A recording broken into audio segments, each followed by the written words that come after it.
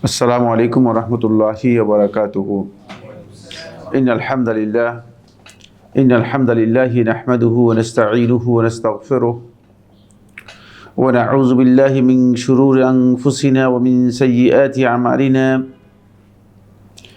من يهده الله فلا مضل له ومن يضلل فلا هادي له وأشهد أن لا إله إلا الله وحده لا شريك له وأشهد أن محمدا عبده ورسوله الذي أرسله الله بالحق بشيرا ونذيرا وداعيا إلى الله بإذنه وسراجا منيرا.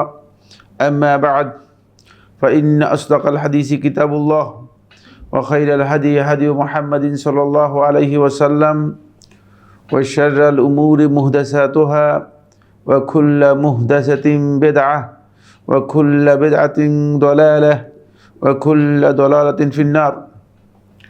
قال الله سبحانه وتعالى في كلامه المجيد: أعوذ بالله من الشيطان الرجيم وإذا قلتم فاعدلوا ولو كان ذا قربى وبعهد الله أوفوا ذلكم وصاكم به لعلكم تذكرون.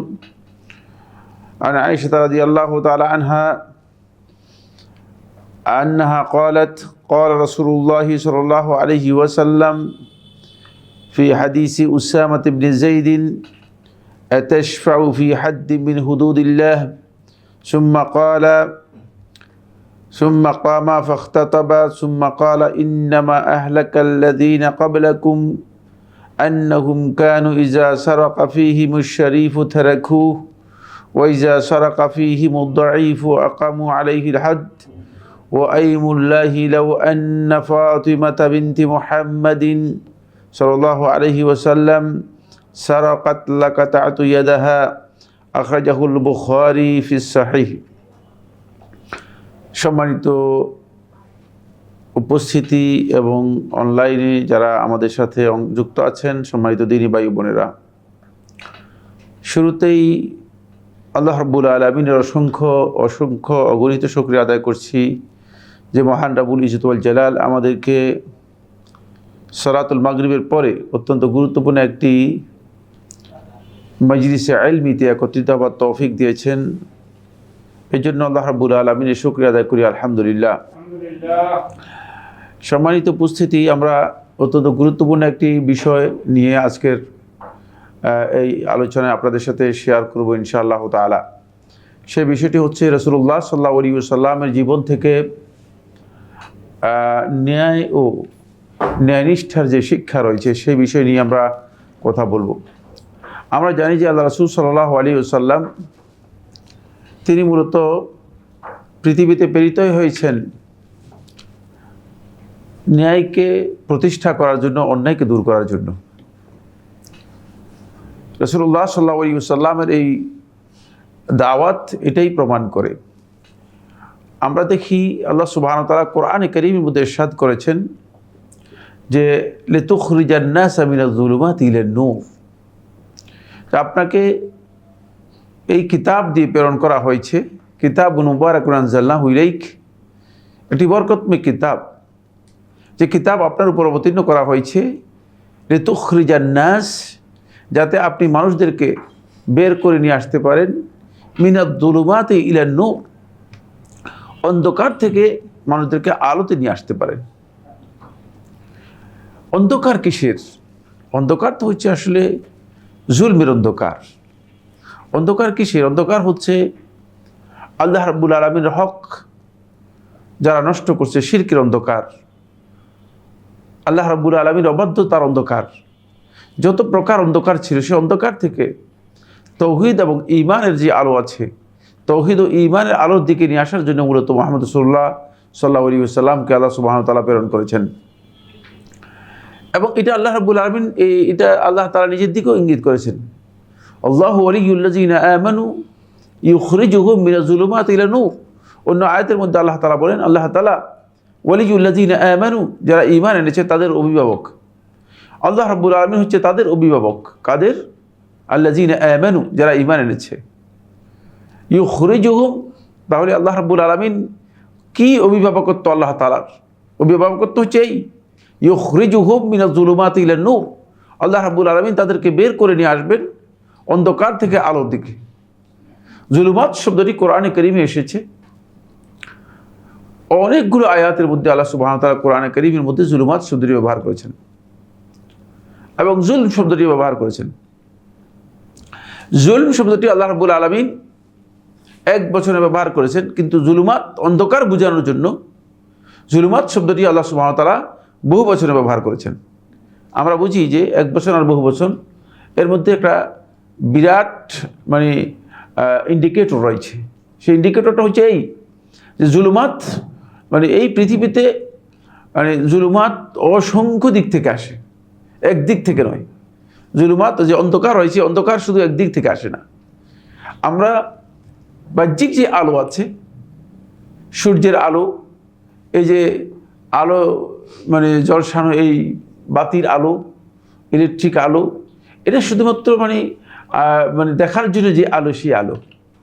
এই আলো দিয়ে হক এবং বাতিল এবং আল্লাহ তাআলার আনুগত্য এবং অবাধ্যতা, শিরক এবং কুফর, এই জুলুমাতগুলো ধরা যাবে না। এগুলো কি করা যাবে না? ধরা যাবে না। যেমন এই জন্য আল্লাহ সুবহানাহু ওয়া তাআলা ওই জুলুমাতগুলোর কথা আল্লাহ রাব্বুল আলামিন যেই সমস্ত দিক থেকে এত বেশি জুলুমাত আসে, সেই দিকগুলোকে আল্লাহ তাআলা বহু বছর ব্যবহার করেছেন যে একদিক থেকে শুধু জুলুমাত বা অন্ধকার আসে না, অনেকগুলো দিক থেকে জুলুমাত আসে। জুলুমাতের এই অন্যতম একটি দিক হচ্ছে, সেটা হচ্ছে আর জুলম, জুলম থেকে জুলুমাত। আর জুলম হচ্ছে আদল, জাস্টিসের বিপরীত। ন্যায়, ন্যায়নিষ্ঠা, ন্যায়পরায়ণতা, ন্যায্যতা, এই যে শব্দগুলো আছে এগুলো সবগুলো ইনসাফকে বোঝায়, আদল এবং ইনসাফকে বোঝায়। এর আদল এবং ইনসাফ, জাস্টিসের বিপরীত, সেটা হচ্ছে আদ-দুলম। এই জুলমটা এত ভয়াবহ যে আমরা জুলমের ভয়াবহতা সম্পর্কে কয়েকটি কথা আলোচনা করব। এই জন্য যেহেতু প্রত্যেকটি জিনিসে কুল্লু শাইইন ইউরাফু বিদিদ্দিহি, প্রত্যেকটা জিনিস তার বিপরীত জিনিস থেকে তার পরিচয় বের হয়। দিনকে আমরা চিনতে পেরেছি, যদি রাতকে চিনতে না পারতাম তাহলে চিনতে পারতাম না। রাতকে চেনার কারণে দিনকে চিনতে পেরেছি। ঠিক হক চিনতে পারবে যদি কোনো ব্যক্তি বাতিল সম্পর্কে জ্ঞান রাখে, আর যদি বাতিল সম্পর্কে জ্ঞান না রাখে, তিনি হক এবং বাতিলের মধ্যে কী করবে? মিশ্রণ ঘটিয়ে ফেলবে। হক ও বাতিলের মধ্যে মিশ্রণ ঘটিয়ে ফেলবে। এখানে জুলুমাত, জুলমের কথা এই জন্য আসবে যে যেহেতু আদল, জাস্টিস যেখানে আসবে, যেখানে জাস্টিসের কথা আসবে, ইনসাফের কথা আসবে, সেখানে অবশ্যই এর বিপরীতে যেই জুলম আছে, জুলমের বিষয়ে আমাদেরকে জানতে হবে, কম বেশি জুলমের জ্ঞান আমাদেরকে অর্জন করতে হবে। আমরা রাসূলুল্লাহ সাল্লাল্লাহু আলাইহি ওয়াসাল্লামের গোটা জীবনটাকে আজকের এই আলোচনায় খুব সংক্ষেপে বিভিন্ন পয়েন্টে কথা বলবো, কিন্তু প্রথমে যে পয়েন্টটি আলোচনা করব সেটা হচ্ছে এই জুলমটাই মূলত জুলুমাতের অন্যতম গুরুত্বপূর্ণ একটি মানে বিষয় বা একটি ইন্ডিকেটর। অন্ধকার জুলম থেকে আসে। ফলে রাসূলুল্লাহ সাল্লাল্লাহু আলাইহি ওয়াসাল্লাম হাদিসের মধ্যে ইরশাদ করেছেন, সহিহ মুসলিমের হাদিসের মধ্যে এসেছে, আল্লাহ রাসূল সাল্লাল্লাহু আলাইহি ওয়াসাল্লাম বলেছেন যে আয-যুলমু যুলুমাত ইয়াউমুল কিয়ামা, কিয়ামতের দিন জুলম, এই অন্যায়, সেই অন্যায়টুকু জুলম কিয়ামতের দিন এটি জুলুমাত মানে ভয়াবহ অন্ধকারে পরিণত হবে। বহু অন্ধকার এর মধ্যে কী হবে? এর মাধ্যমে তৈরি হবে, একটা দুইটা নয়। কারণ জুলমটা আজকে মনে হচ্ছে যেন এটাকে আমরা জুলমকে মানে প্রকাশ্যে জুলম করতেছি, অন্ধকার কিছুই দেখি না। কিন্তু কিয়ামতের দিন জুলমটা মূলত জুলম আকার হবে, জুলমের একটা স্বরূপ তৈরি হবে। যেমন কিয়ামতের দিন প্রত্যেকটি মাআসি, প্রত্যেকটি অবাধ্যতার কিয়ামতের দিন কি আসবে? তার একটা কাঠামো, অবকাঠামো, অবয়ব তৈরি হবে, আকৃতি তৈরি হয়ে যাবে, স্বরূপ তৈরি হয়ে যাবে। ঠিক কিয়ামতের দিন যারা জুলুম করেছে, জুলুমটা তাদের জন্য অন্ধকার হয়, কী হবে? কিয়ামতের দিন ভয়াবহ অন্ধকার হিসেবে কিয়ামতের দিন আসবে। আল্লাহ রাসূল সাল্লাল্লাহু আলাইহি ওয়াসাল্লাম হাদিসের মধ্যে বলেছেন, আয-যুলমু যুলুমাত ইয়াউমুল কিয়ামা, অনেকগুলো অন্ধকার এই জুলমের মাধ্যমে মানুষ আসবে। ফলে আল্লাহ রাব্বুল আলামিন হাদিসে কুদসির মধ্যে ইরশাদ করেছেন, আলা ইন্নী হারামতু যুলমা আলা নাফসি। সুবহানাল্লাহ। আল্লাহ সুবহানাহু ওয়া তাআলার উপর কোনো কিছু হারাম হালাল শরীয়তের কোনো বিধান প্রযোজ্য হয় না।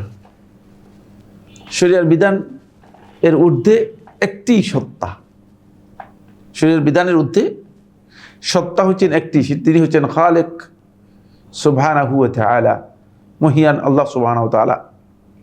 তিনি হচ্ছেন শরীয়তের ঊর্ধ্বে। শরীয়তের কোনো বিধান তার উপর প্রযোজ্য হবে না, হালাল হারামের বিধান তার উপর প্রযোজ্য হবে না, প্রশ্নই আসে না। কারণ তিনি তো হালাল হারামের বিধান দেবেন, কিন্তু তারপরেও তিনি, তার সুন্নত হচ্ছে এই যে তিনি নিজের উপর জুলমকে হারাম করে নিয়েছেন। আলা ইন্নী হারামতু যুলমা আলা নাফসি, তোমরা জেনে রাখো আমি হারামতু যুলমা আলা নাফসি, জুলুমকে আমার উপর হারাম করে নিয়েছি। ফালা তাযালামু ফীমা বাইনাকুম, অতএব তোমরা নিজেদের মাঝে পরস্পরে তোমরা জুলম করবে না। মানে জুলমকে আল্লাহ তাআলা এইভাবেই কি করেছেন, কঠিনভাবে নিষেধ করেছেন। এখানে জুলম শব্দটা মানে দোয়া লাম মিম, এই যে জুলম, এই শব্দটা মূলত আরবি ভাষায় এই মাদ্দা থেকে আসলুন সাহিহুন ইয়াদুল্লু, এটি একটা আসল যেটা দালালাত করে থাকে মানে কোন একটি আলাল খাফা, মানে গোপনের উপর। যেহেতু অন্ধকারটা মানে মানুষের মধ্যে গোপন থাকে, অন্ধকার মানুষের কাছে প্রকাশ্যে আসে না। অন্ধকার যখন হয় তখন কি কোনো কিছু দেখা যায়? দেখা যায় না। এই জন্য অন্ধকারকে মানে এই জুলম শব্দ দিয়ে ব্যবহার করা হয়েছে। আল্লাহ সুবহানাহু ওয়া তাআলা কোরআনে কারীমে আল্লাহ রাব্বুল আলামিন এই জুলমের তিনটি পর্যায়ে আলোচনা করেছেন, যেটা মানে আমাদেরকে জানতে হবে। এক নম্বর পর্যায় হচ্ছে যেটা, সেটা হলো এই আয-যুলমু ফি হাক্কিল্লাহ, আল্লাহর হকের ব্যাপারে জুলম। এটা হচ্ছে সবচেয়ে বড় জুলুম। ইয়া বুনাইয়া লা তুশরিক বিল্লাহ ইন্না শিরকা লা যুলমুন আযীম, হে আমার বৎস তুমি আল্লাহর সাথে শিরক করো না, ইন্না যুলমা লা যুলমুন আযীম। তিনটি পর্যায়ে আল্লাহ তাআলা উল্লেখ করেছেন। একটি হচ্ছে আয-যুলমু ফি হাক্কিল্লাহ, আল্লাহর হকের ব্যাপারে জুলম করা। আল্লাহর হকের ব্যাপারে কাফির মুশরিক বেঈমান যারা আছে তারা নির্দ্বিধায় আল্লাহর হকের ব্যাপারে কি করেছে? জুলম করে যাচ্ছে। এটা হচ্ছে সবচেয়ে বড় জুলম, সবচেয়ে বড় জুলম আল্লাহর হকের পরে যারা জুলম করে থাকে। আল্লাহ রাব্বুল আলামিন রাসূলুল্লাহ সাল্লাল্লাহু আলাইহি ওয়াসাল্লাম মুসনাদ আহমদ হাদিসের মধ্যে বলেছেন, মানে আয-যুলমু সালাসাতুন, তিন প্রকারের জুলম রয়েছে। জুলমুন লা ইয়াগফিরুল্লাহু আযজা ওয়া জাল, এক প্রকারের জুলমকে আল্লাহ তাআলা কোনোদিন ক্ষমা করবেন না। কোনো ব্যক্তি যদি এই জুলম করে মারা যায় তাহলে তাকে ক্ষমা করা হবে না। ফাআম্মা যুলমুল্লাযী লা ইয়াগফিরুল্লাহু আযজা ওয়া জাল, মুসনাদ আহমদের হাদিসের মধ্যে এসেছে, ফাআম্মা যুলমুল্লাযী লা ইয়াগফিরুল্লাহু আযজা ওয়া জাল, যে জুলমকে আল্লাহ তাআলা ক্ষমা করবেন না, ফাহুয়া শিরকু আর বিল্লাহ, আল্লাহর সাথে শিরক করা। এটা হচ্ছে প্রথম প্রকারের জুলম। ইন্না যুলমা ইন্না শিরকা লা যুলমুন আযীম, মহাজুলম। দ্বিতীয় প্রকারের জুলম হচ্ছে আয-যুলমু ফি হাক্কিল ইবাদ, বান্দাদের ফিমা বাইনাহুম, বান্দাদের মাঝে, বান্দাদের হক নিয়ে বান্দাদের মাঝে যে জুলম করা হয় তাকে সেই জুলম। দ্বিতীয় প্রকারের জুলম হচ্ছে যেটি বান্দাদের মাঝে বান্দাদের হক নিয়ে যে জুলম করা হয় তাকে সেই জুলম। আয-যুলমু ফি হাক্কিল ইবাদি ফিমা বাইনাহুম, এই ব্যাপারে রাসূলুল্লাহ সাল্লাল্লাহু আলাইহি ওয়াসাল্লাম হাদিসের মধ্যে বলেছেন যে যুলমুন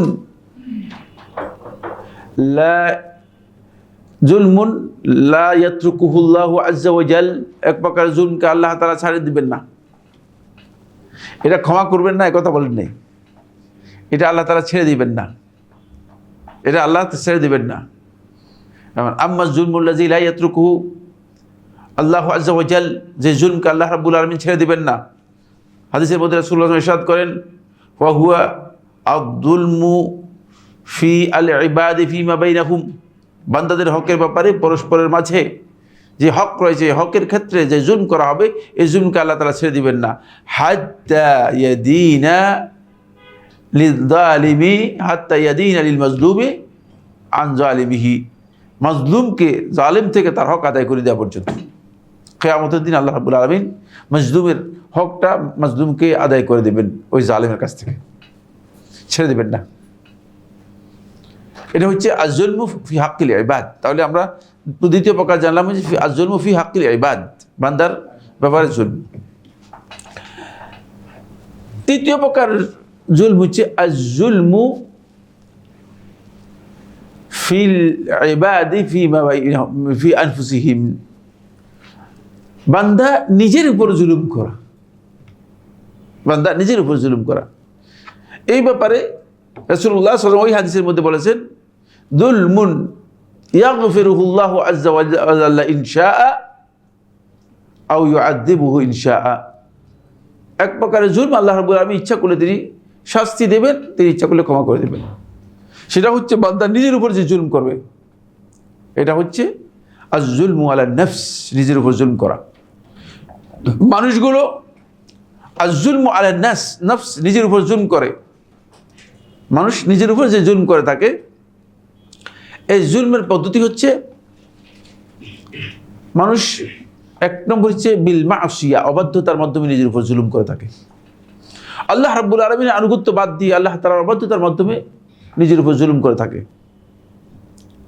দুই নম্বর হচ্ছে আল্লাহর বিধান, যেটা আল্লাহ তাআলা নির্দেশ দিয়েছেন করার জন্য, সেটা তরক করার মাধ্যমে, সেটা ছেড়ে দেওয়ার মাধ্যমে সে নিজের উপর জুলুম করে। এই প্রকারে যে জুলমগুলো আছে, সে জুলমগুলো আল্লাহ রাব্বুল আলামিন যেহেতু হাদা ফিমা বাইনাল আবদি ওয়া রাব্বিহি, আল্লাহর মাঝে এবং বান্দার মাঝে, আল্লাহর মাঝে, হাদা ফিমা বাইনাল আবদি ওয়া রাব্বিহি, এটা বান্দার মাঝে এবং আল্লাহর মাঝে, বান্দার মাঝে এবং আল্লাহর মাঝে হওয়ার কারণে আল্লাহ সুবহানাহু ওয়া তাআলা এই প্রকারের জুলমকে আল্লাহ তাআলা ইচ্ছা করলে কি করবেন? ক্ষমা করে দিবেন। তাহলে এই যে তিন প্রকারের জুলমের কথা বলা হয়েছে, এই তিন প্রকারের যে জুলম, এই জুলমগুলো, এগুলো সবগুলোই মূলত মূল কথা হচ্ছে এই সবটাই একটি জায়গা থেকে এসেছে, সেটা হচ্ছে যেখানে আদল বা ইনসাফের অভাব হয়েছে সেখানে। কারণ আল্লাহর হকের ব্যাপারে আল্লাহ তাআলার হক হচ্ছে আল্লাহ তাআলার হকটা আল্লাহকে আদায় করে দেয়া। যে ব্যক্তি আল্লাহ রাব্বুল আলামিনের হক আদায় করে দেয় নাই, সেই ব্যক্তি মূলত আল্লাহ তাআলার হকের ব্যাপারে কি করেছে? আল্লাহর উপর জুলুম করেছে। বান্দার হকের ব্যাপারে আল্লাহ তাআলার নির্দেশ হচ্ছে বান্দা কি করবে? আল্লাহর হক, বান্দার হকটুকু আদায় করে দিবে। কিন্তু যে ব্যক্তি বান্দার হকটুকু আদায় করে দেয় নাই, ইন্নাল্লাহা ইয়া'মুরুকুম আন তু'আদ্দুল আমানাতি ইলা আহলিহা, আল্লাহ তাআলা নির্দেশ দিচ্ছেন যে তোমরা যেন আমানতগুলো, তোমাদের আমানতের হকদার যারা আছে তাদের কাছে পৌঁছিয়ে দাও, তাদের কাছে দিয়ে দাও। এটা হচ্ছে আল্লাহর নির্দেশ, ইন্নাল্লাহা ইয়া'মুরুকুম আন তু'আদ্দুল আমানাতি ইলা আহলিহা, আমানতগুলো তাদের হকদারের কাছে আদায় করে দাও। কিন্তু যেই এই হকটুকু আদায় করে দেয় নাই, সে জুলুম করেছে। আর যেই ব্যক্তি নিজের হক ছিল, তার উপর আল্লাহ তাআলার হক ছিল, আল্লাহর ইবাদত করা, আল্লাহ তাআলার আনুগত্য করা, আল্লাহর নির্দেশকে মেনে চলা এবং কোনো অবস্থাতেই আল্লাহ তাআলা অবাধ্য না হওয়া, আল্লাহ তাআলার নির্দেশগুলো বর্জন না করা, সে ব্যক্তি যদি সেটা না করে থাকে তাহলে সে কী করলো? নিজের উপর জুলুম করলো। সুতরাং এই জন্য সেখানে সে জাস্টিস করতে পারে নাই, আদল করতে পারে নাই। আদল শব্দটা মূলত আরবি ভাষায় মানে ব্যবহার হয়ে থাকে, দুটি মিনিং দিয়ে থাকে। কয়টা মিনিং দিয়ে থাকে? দুটি মিনিং। একটি মিনিং হচ্ছে আদলের ওয়াদউ শাইই ফি মাহাল্লিহি, ওয়াদউ শাইই ফি মাহাল্লিহি। আদল হচ্ছে কোন একটা জিনিসকে তার যেই জায়গায় রাখার দরকার সেই জায়গায় রাখা। এটা হচ্ছে মানে ন্যায্যতা, এটা হচ্ছে ইকুইটি, এটাই হচ্ছে মানে প্রকৃত মানে আদলের প্রকৃত মিনিং, যে ওয়াদউ শাইই ফি মাহাল্লিহি, যে জিনিসটাকে যেখানে রাখা দরকার সেখানে রাখা। এটা হচ্ছে জাস্টিস, এটা হচ্ছে ন্যায়। যেমন মাথার টুপি রাখার সিস্টেম হচ্ছে কোথায়? মাথায়। যদি কোনো ব্যক্তি টুপি মাথায় না রেখে পায়ে দেয় তাহলে কেমন রাখা যাবে? ভালো লাগবে নাকি? মানুষ বলবে যে লোকটা মনে হয় পাগল, কিন্তু নিতে পারেন আপনি। আপনি জুতা পায়ে দিয়ে আসবেন, মাথায় জুতা নিয়ে চলে আসলেন, হেঁটে চলে আসলেন জুতা মাথায় দিয়ে, এটা ওয়াদউ শাইই ফি গায়রি মাহাল্লিহি হয়ে গেছে। ওয়াদউ শাইই ফি গায়রি মাহাল্লিহি, যে জিনিসটুকু যেখানে রাখার কথা সেখানে না রাখা, এটা হচ্ছে জুলম। আর যে জিনিসটুকু যেখানে রাখার কথা সেখানে রাখা, এটা হচ্ছে কি? আদল, এটা হচ্ছে জাস্টিস। তাহলে এটা প্রথম অর্থ করলাম আদলের প্রথম অর্থ। আদলের দ্বিতীয় অর্থ হচ্ছে আল আদলু হুয়াল মুসাওয়া, কোন জিনিসের মধ্যে সমতা বিধান করা, ইকুয়ালিটি, কোন জিনিসের মধ্যে সমতা বিধান করা। সমতা বিধান করার বিষয়টি সকল ক্ষেত্রে প্রযোজ্য নাও হতে পারে, তবে কোনো কোনো ক্ষেত্রে যেখানে হুকুকের দিক থেকে সবাই মানে একই হুকুকের অধিকারী, একই রাইটের অধিকারী, সেক্ষেত্রে অবশ্যই সমতা বিধান করা হচ্ছে আদল। সমতা বিধান করা হচ্ছে কি? আদল। তাহলে আমরা বুঝতে পেরেছি আদলটা আরবি ভাষায় মূলত দুটি অর্থে ব্যবহৃত হয়ে থাকে। একটা হচ্ছে ঠিক যেখানে যে জিনিসটুকু প্রযোজ্য সেটাকে রাখা, এটা মূলত এটাকে যদি আমরা অনুবাদ করে থাকি ন্যায্যতা, ইকুইটি অনুবাদ করতে পারবো। আর যদি আদলটাকে আমরা যদি অনুবাদ করে থাকি মুসাওয়া, মানে সমতা বিধান করা, এই কারণেই মূলত আদিল বলা হয় তাকে, মানে যে মানে সমান কোনো একটা ভার বহন করে থাকে, সমান কোনো দায়িত্ব বহন করে থাকে, তাকে বলা হয় থাকে আদিল। মানে আল্লাহ রাব্বুল আলামিনের ক্ষেত্রে বলা হয় থাকে লা আদিল লাহু, আল্লাহ রাব্বুল আলামিনের কোনো আদিল নেই, কারণ আল্লাহ তাআলার সমান দায়িত্ব নেওয়ার, সমপরিমাণের দায়িত্ব নেওয়ার কেউ প্রশ্নই আসে না। এই জন্য লা আদিল লাহু, আল্লাহ তাআলার কোনো আদিল নেই। আদিল হচ্ছে যে সমপরিমাণ দায়িত্ব গ্রহণ করে থাকে, সমপরিমাণ দায়িত্ব যার উপর অর্পিত হয়ে থাকে তাকে বলা হয় থাকে আদিল। সেখান থেকে আদিল শব্দটা বাংলা ভাষায় মানে আরবিতে আদিল ব্যবহার করা থাকে কোনো ব্যক্তির মানে বাইরা, যে আরবি বাইরা শব্দ আছে না, বাইরে অর্থে আরবি আদিল শব্দটি ব্যবহৃত হয়ে থাকে। আসুন এবার আমরা যাবো যে পয়েন্টটি নিয়ে কথা বলার জন্য, সেটা হচ্ছে ইসলামী আদলের আহমিয়া, তাৎপর্য, গুরুত্ব কতটুকু, এর ইম্পর্টেন্স কি, কতটুকু ইম্পর্টেন্স বহন করে ইসলাম। আসলে আদলটা ইসলাম তিনটি জিনিসের উপর প্রতিষ্ঠিত। কয়টি জিনিসের উপর প্রতিষ্ঠিত বললাম? ইসলাম তিনটি জিনিসের উপর প্রতিষ্ঠিত, তিনটি মূল জিনিসের উপর ইসলাম, মানে এই তিনটি জিনিস দিয়ে ইসলামকে পরিচয় করে দিতে পারবে। এক নম্বর হচ্ছে আদ-দীন ওয়ান নাসিহা, পুরা দিনটাকে রাসূলুল্লাহ সাল্লাল্লাহু আলাইহি ওয়াসাল্লাম নসিহত হিসেবে আখ্যায়িত করেছেন। সুতরাং নসিহত এমন একটি ব্যাপকার্থবোধক শব্দ, এমন একটি ব্যাপক অর্থ বহন করে থাকে যে ইসলামের যতগুলো দিক আছে সবগুলো নসিহতের মধ্যে আছে, নসিহতের মধ্যেই আছে। এই হাদিসটি আবু রুকাইয়া তামিম ইবনে আওস আদ-দারি রাদিয়াল্লাহু তাআলা বর্ণনা করেছেন, সহিহ মুসলিমের রাওয়ায়াতের মধ্যে এসেছে। রাসূলুল্লাহ সাল্লাল্লাহু আলাইহি ওয়াসাল্লাম বলেছেন আদ-দীন ওয়ান নাসিহা, দিন হচ্ছে নসিহত। সুতরাং নসিহতটা এত গুরুত্বপূর্ণ বিষয় যে এটা যদি বলা হয় যে ইসলাম দীনুন নাসিহা, যথেষ্ট, এক কথায় যথেষ্ট। ইসলাম দীনুন নাসিহা, এক কথায় যথেষ্ট। কারণ নসিহতের মাধ্যমে ইসলামের অল সাইড যতগুলো আবাদুল ইসলাম, ইসলামের যতগুলো দিগন্ত আছে সবগুলো এর মধ্যে কি করে ইনক্লুড করে, অন্তর্ভুক্ত হয়। এক নম্বর পয়েন্ট। কয়টি পয়েন্ট বলছিলাম? ভেরি গুড, খেয়াল রাখতে হবে কিন্তু। দুই নম্বর বিষয় হচ্ছে ইসলাম হচ্ছে দীনুল আদল। ইসলাম হচ্ছে দীনুল আদল, আদল জাস্টিসের দিন, ন্যায়পরায়ণতার দিন।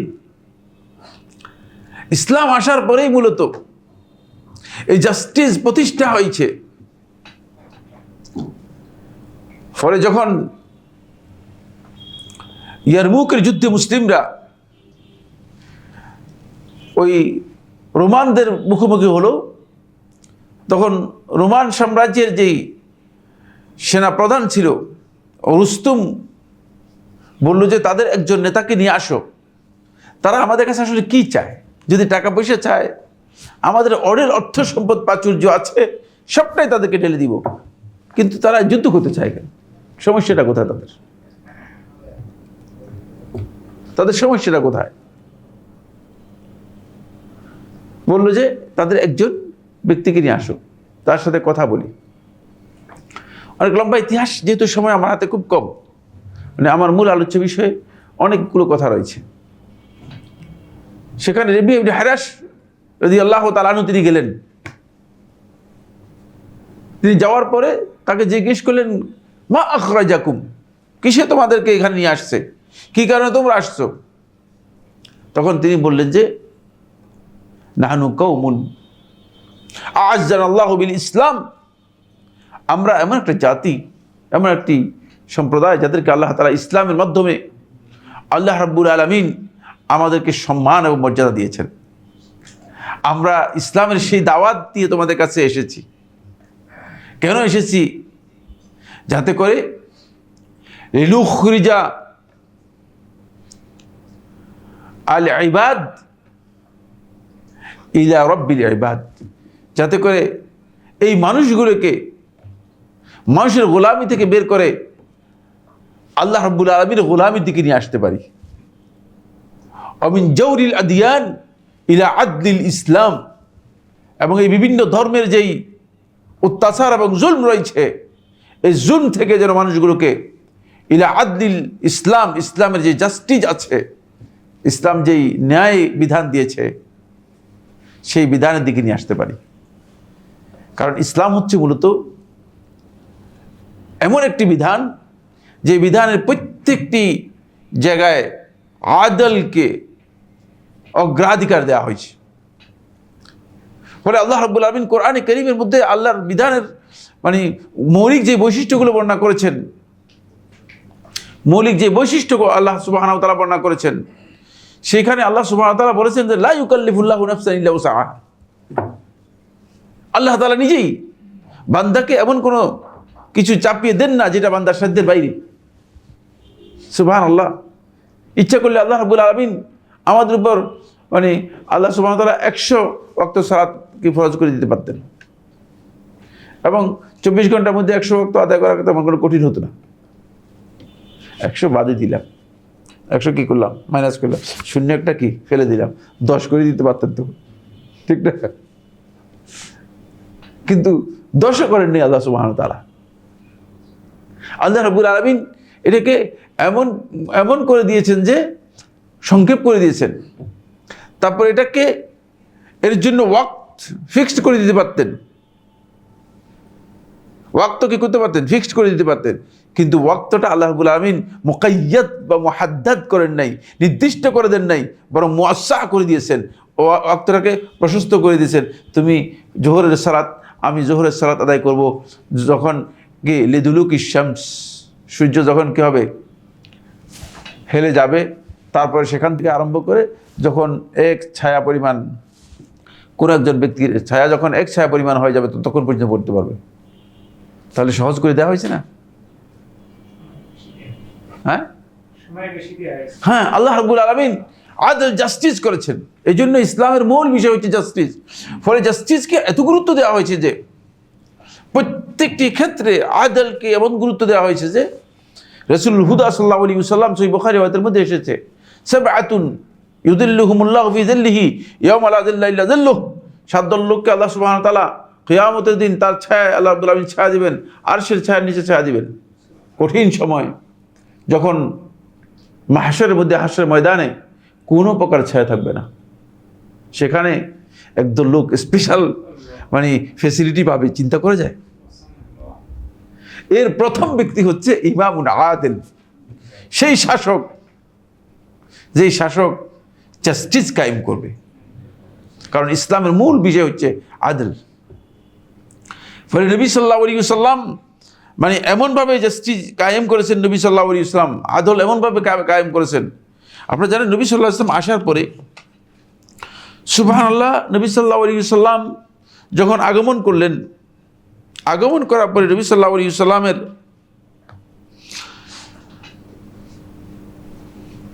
শেষ যেই বিষয়টি সেটা হলো এই, নবী সাল্লাল্লাহু আলাইহি ওয়াসাল্লামের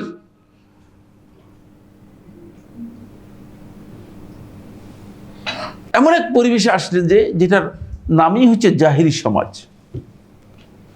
জুলম বলতে হেন কোনো জুলম নাই যেটা সেখানে কি ছিল না।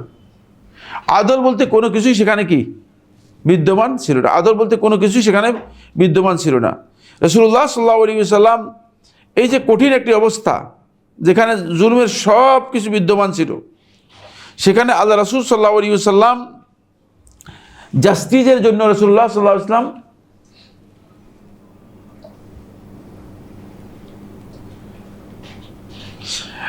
সেখানে আল্লাহ রাসূল সাল্লাল্লাহু আলাইহি ওয়াসাল্লাম এমন করলেন যে রাসূলুল্লাহ সাল্লাল্লাহু আলাইহি ওয়াসাল্লাম জাহিলি সমাজের মধ্যে, ওই জাহিলি সমাজের সবচেয়ে বড়, ওই সমাজের মধ্যে যেই বিবাদ ছিল, জুলুম ছিল, সে জুলমকে কিভাবে মিটিয়ে দেয়া যায় এবং সে জুলম থেকে কিভাবে মানুষদেরকে বাঁচানো যায়, এই জন্য রাসূলুল্লাহ সাল্লাল্লাহু আলাইহি ওয়াসাল্লাম ইবনে জুদআনের বাড়িতে গেলেন। সে জাহিলি যুগে ইবনে জুদআন ছিল সবচেয়ে প্রতিপত্তি, প্রভাবশালী ব্যক্তি এবং প্রাচুর্যশীল ব্যক্তি, যে মানুষের কাছে অনেক প্রশংসিত ব্যক্তি ছিল। সে সবাইকে ডাকলো যে আসো, এভাবে যদি জুলম চলতে থাকে তাহলে এই মানুষগুলো আর মানুষ থাকবে না, এগুলো হিংস্র প্রাণীতে পরিণত হয়ে যাবে। আর একদল লোক মানবিক অধিকার থেকে বঞ্চিত হতে হতে তারা শেষ পর্যন্ত এমনভাবে লাঞ্ছিত হবে যে তারা অন্যদের প্রতি ঘৃণা তাদের এসে যাবে। ফলে ইবনে জুদআনের এখানে রাসূলুল্লাহ সাল্লাল্লাহু আলাইহি ওয়াসাল্লাম কি বলেছেন দেখেন। রাসূলুল্লাহ সাল্লাল্লাহু আলাইহি ওয়াসাল্লাম ওই জাহিলি যুগের মজলুম থেকে সাহায্য করার জন্য একটা হেল্প করা হলো। হেল্প হচ্ছে লোকেরা একত্রিত হয়ে একটা সঙ্গ বা চুক্তি করা হলো। এর নাম হচ্ছে হেলফুল ফুদুল, এবং ইবনে জুদআনের বাড়িতে এটা করা হয়ে থাকে। আল রাসূলুল্লাহ সাল্লাল্লাহু আলাইহি ওয়াসাল্লাম বলেন, ওয়াকাদ শাহিদতু ফি দারে আব্দুল্লাহ ইবনে জুদআন, আমি আব্দুল্লাহ ইবনে জুদআনের বাড়িতে গিয়ে আমি নিজে উপস্থিত হয়েছি। রাসূলুল্লাহ সাল্লাল্লাহু আলাইহি ওয়াসাল্লাম বলেন হেলফান, শুধুমাত্র এই উদ্দেশ্যে যে তাদের সাথে আমি মিলবো, অথচ তারা আকীদাগত দিক থেকে, ঈমানের দিক থেকে কি নেই, ঠিক নেই, ভালো নেই, কিন্তু তারপরেও তাদের সাথে মিলবো কেন? লিনুসরাতিল মাজলুম, মাজলুমকে সাহায্য করার জন্য, আদল জাস্টিসকে প্রতিষ্ঠা করার জন্য। লাউ দুঈতু বিহি ফিল ইসলাম, এরপরে রাসূলুল্লাহ সাল্লাল্লাহু আলাইহি ওয়াসাল্লাম বলেন লাউ দুঈতু বিহি ফিল ইসলাম, যদি আজকে ইসলামের মধ্যেও আমাকে মুশরিকরা এসে মানুষদেরকে সহযোগিতা করার জন্য এবং মাজলুমকে সহযোগিতা করার জন্য আমাকে ডাকে, লা আজাবতু, আমি কি উপস্থিত হতাম, আমি গিয়ে সেখানে উপস্থিত হব। হুমায়দি তার মুস্তাদের মধ্যে বর্ণনা করেছেন বিসনাদিন সহিহ। এই হাদিস থেকে বোঝা যায় যে আল্লাহ রাসূল সাল্লাল্লাহু আলাইহি ওয়াসাল্লাম জাস্টিস, ন্যায়ের জন্য রাসূলুল্লাহ সাল্লাল্লাহু আলাইহি ওয়াসাল্লাম কত বেশি আল্লাহ নবী সাল্লাল্লাহু আলাইহি ওয়াসাল্লাম আগ্রহী ছিলেন। মুশরিকদের সাথেও যদি ওই মাজলুমকে সাহায্য করার জন্য এবং জুলুমকে প্রতিহত করার জন্য যদি মুশরিকদের সাথে কোনো কারণে হেল্প করতে হয়, কোনো কারণে অ্যালাইন করতে হয়, তাহলে মুহাম্মদ সাল্লাল্লাহু আলাইহি ওয়াসাল্লাম সেই অ্যালাইন করতে পর্যন্ত বলছেন ইসলামের পরেও আমি রাজি আছি। অথচ ইসলামই হচ্ছে কি, এটা আলোচনা চলতেছে কোন পয়েন্টে, খেয়াল আছে কিনা? ইসলামই হচ্ছে দ্বীনুল আদল। ইসলাম নিয়ে এসেছে দ্বীনুল আদল, আদলের দিন। কিভাবে? আপনি দেখেন সূরাতুল আরাফের 90 নম্বর আয়াতের মধ্যে আল্লাহ সুবহানাহু ওয়া তাআলা একেবারে ক্লিয়ার করে বলে দিয়েছেন। আল্লাহ রাব্বুল আলামিন ইরশাদ করেন, ইন্নাল্লাহা ইয়া'মুরুকুম বিল আদলি ওয়াল ইহসান, ইন্নাল্লাহা ইয়া'মুরুকুম বিল আদলি ওয়াল ইহসান ওয়া ইতাই যিল কুরবা। দেখছেন, তিনটা নির্দেশ দিচ্ছেন আল্লাহ সুবহানাহু ওয়া তাআলা। ইন্নাল্লাহা ইয়া'মুরুকুম বিল আদলি ওয়াল ইহসান ওয়া ইতাই যিল কুরবা ওয়া ইয়ানহা আনিল ফাহশাই ওয়াল মুনকারি ওয়াল বাগি। তিনটি জিনিস আল্লাহ তাআলা নির্দেশ দিচ্ছেন, তিনটি জিনিস আল্লাহ তাআলা নিষেধ করতেছেন। আব্দুল্লাহ ইবনে আব্বাস সহ জুমহুর আহলুত তাফসীর বলেন এই আয়াতের মধ্যে, তারা বলেন যে এই আয়াত থেকে প্রমাণিত হয়েছে যে এই তিনটি বিষয় হচ্ছে ইসলামের জাওয়ামিউল আখলাক, ইসলামের আখলাকের সব কিছুকে সমন্বিত করে একসাথ করে। এই জন্য এই আয়াতের মধ্যে আল্লাহ সুবহানাহু ওয়া তাআলা আখলাকের, চরিত্রের যতগুলো দিক আছে, যেগুলো মুসলিম সত্যিকারভাবে পালন করতে হবে, যতগুলো দিক আছে সবগুলো দিককে আল্লাহ রাব্বুল আলামিন এই আয়াতের মধ্যে কি করেছেন, একসাথ করে উল্লেখ করেছেন।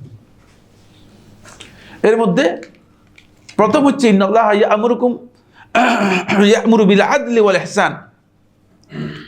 বিল আদল, আদলের নির্দেশ দিয়েছেন, ন্যায়ের নির্দেশ, আদলের নির্দেশ দিয়েছেন, জাস্টিস যাতে করে ন্যায় করতে পারি, ন্যায়পরায়ণতা নির্দেশ দিয়েছেন। ন্যায়পরায়ণতা হচ্ছে, আমি আগেই বলে দিয়েছি, যেটা হয়তো সমতা বিধান করবে, অথবা কি মানে যে জিনিস যেখানে প্রযোজ্য সেটাকে সেখানে রাখার জন্য, এটা হচ্ছে ন্যায়পরায়ণতা।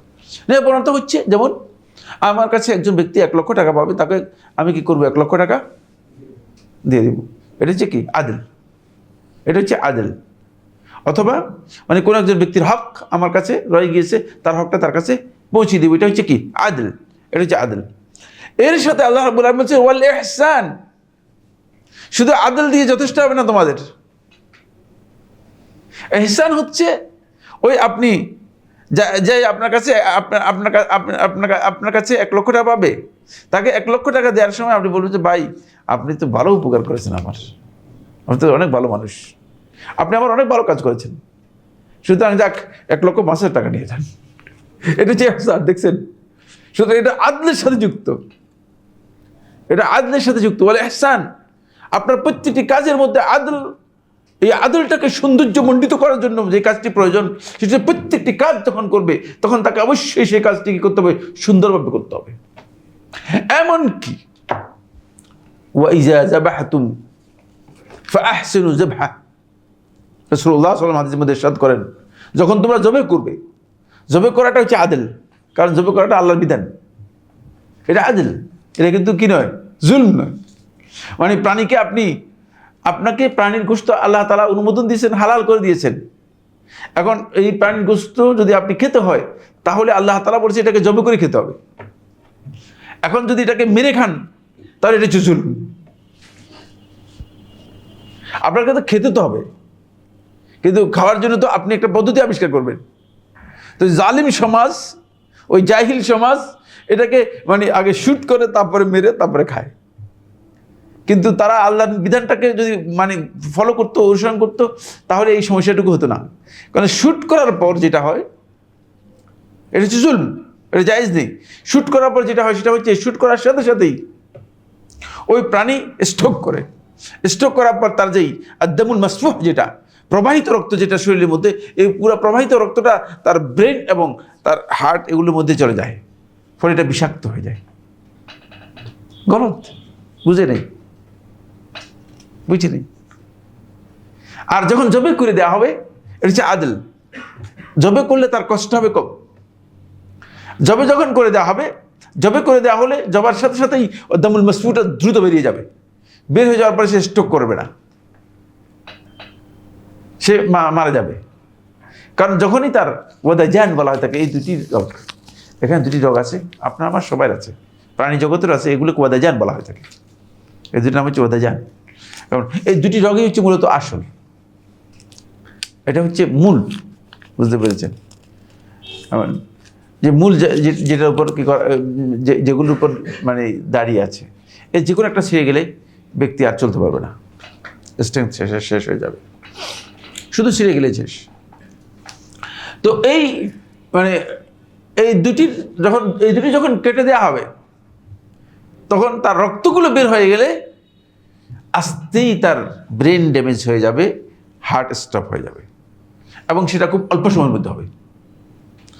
ওখানে কিন্তু অল্প সময়ের মধ্যে হবে না, হেমারেজ হয়ে মানে লম্বা সময়ের মধ্যে সে কী করবে, সে মারা যাবে।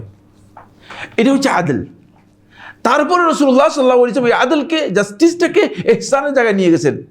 ওয়াইজা যাবাহতুম ফাহসিনু যাবহাহু, যখন তোমরা জবে করবে তাহলে জবেটা উত্তমভাবে জবে করবে, মানে ধারালো ছুরি দিয়ে জবে করবে, যাতে কষ্ট না হয় সেভাবে জবে করবে।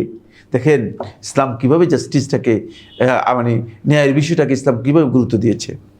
এটা আমরা আলোচনা করতেছিলাম কোন পয়েন্টে আলোচনা চলছে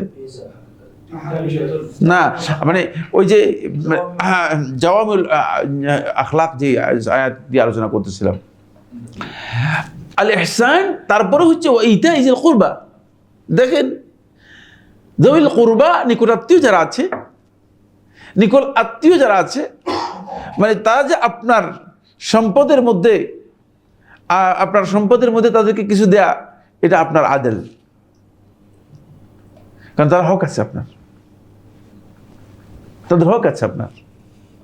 এই জন্য আল্লাহ রাব্বুল আলামিন তাদেরকে দিতে আপনাকে বলে দিয়েছে, আর কিন্তু অন্যদের কথা বলে নেই, খুব ভালো করে খেয়াল করেন, এখানে আপনাকে ফকির মিসকিনের কথা বলে নাই, কারণ ফকির মিসকিনেরটা আপনার জন্য হক নয়, আপনার জন্য ওয়াজিব, আদল নয়। বুঝতে পেরেছেন? এই ফকির মিসকিনের দেয়াটা আপনার জন্য ওয়াজিব। একজন রাস্তায় না খেয়ে দাঁড়িয়ে থাকবে, আপনার যদি ঈমান থাকে তাহলে আপনি তাকে খাওয়াবেন, তারপরে আপনি খাবেন, অথচ অন্যথায় আপনি ঈমানদারই হতে পারবেন না। এই জন্য ফকির মিসকিনকে দেওয়ার কথা বলা নেই, কিন্তু আত্মীয় স্বজনের কথা বলেছেন, নিকট আত্মীয়ের কথা বলেছেন। কারণ হলো আত্মীয় স্বজনকে দেওয়াটা হচ্ছে আপনার আদলের একটা অংশ, এটা আপনার হক। এই জন্য এই তিনটাকে একসাথ করেছেন আল্লাহ সুবহানাহু ওয়া তাআলা, তিনটা নির্দেশ দিয়েছেন। এটা হচ্ছে ইসলামের মূল সৌন্দর্যের বিষয়। আর এটাই বলেছি যে দ্বিতীয় নম্বর পয়েন্টে, সেটা হলো ইসলাম হচ্ছে দীনুল আদল। ইসলাম হচ্ছে দীনুল আদল। প্রথম পয়েন্ট ইসলাম দিন আর নাসিহা, খেয়াল আছে কিনা? প্রথম পয়েন্ট হচ্ছে ইসলাম দীনুল আদল, দীনুল নাসিহা। দ্বিতীয় পয়েন্ট হচ্ছে কি দীনুল আদল। দেখছেন, ইসলামকে আপনি যদি পরিচয় করে দিতে চান, আপনি ন্যায়ের আদলের মাধ্যমে ইসলামকে আপনি পরিচয় করতে পারবেন। থার্ড, 3 নম্বর বলছি, 3টি জিনিসের মাধ্যমে ইসলামের পরিপূর্ণ পরিচয় পাওয়া যায়। কয়টি জিনিসের মাধ্যমে বলছিলাম? 3টি জিনিসের মাধ্যমে। 3 নম্বর যে জিনিসটি, সেটা হচ্ছে ইসলামের মূল পরিচয় যেটা পাওয়া যায়, 3 নম্বর হচ্ছে দীনুল ইউসর ওয়া তাইসির। ইসলাম হচ্ছে সহজ এবং মানুষের উপর কোনো কিছুকে সহজকরণের নাম। যেখানে সহজ রয়েছে সেখানে ইসলাম রয়েছে। অনেকে মনে করেছে যে ইসলামটা মনে হয় অনেক কঠিন জিনিস, আর অনেকে ইসলামকে প্রেজেন্ট করে অনেক কঠিন করে প্রেজেন্ট করে। এটা হয়তো ইসলাম সম্পর্কে তার ধারণা না থাকার কারণে, অথবা তার ব্যক্তিগত কোনো গলদের কারণে হতে পারে। সহিহ বুখারী riwayতের মধ্যে এসেছে আদ-দীন ইউসর। রাসূলুল্লাহ সাল্লাল্লাহু আলাইহি ওয়াসাল্লাম বলেছেন দিন হচ্ছে সহজ। ফালা ইউশাদ্দা আহাদ ইল্লা গালাবাহু, যে তোমাদের মধ্যে কোনো ব্যক্তি যেন দ্বীনের ব্যাপারে কঠোরতা না করে, তাহলে সে কঠোরতা তার উপর গালেব হয়ে যাবে। অন্য রাওয়াতের মধ্যে এসেছে রাসূলুল্লাহ সাল্লাল্লাহু আলাইহি ওয়াসাল্লাম বলেছেন যে লা তুশাদ্দিদু ফায়ুশাদ্দিদুল্লাহু আলাইকুম, তোমরা বাড়াবাড়ি করো না, কঠোরতা করো না, ফায়ুশাদ্দিদুল্লাহু আলাইকুম, তাহলে আল্লাহ তাআলা তোমাদের উপর কঠিন করে দিবেন। তাহলে ইসলাম সহজ, ইসলামটা সহজ। ফলে ইসলামের প্রত্যেকটি জিনিস, ওয়ামা জাআলা আলাইকুম ফিদ-দীন মিন হারাজ, আল্লাহ তাআলা বলতেছেন দ্বীনের মধ্যে কোনো জিনিস তোমাদের জন্য, কাঠিন্যের কোনো জিনিস তোমাদের জন্য রাখা হয়নি।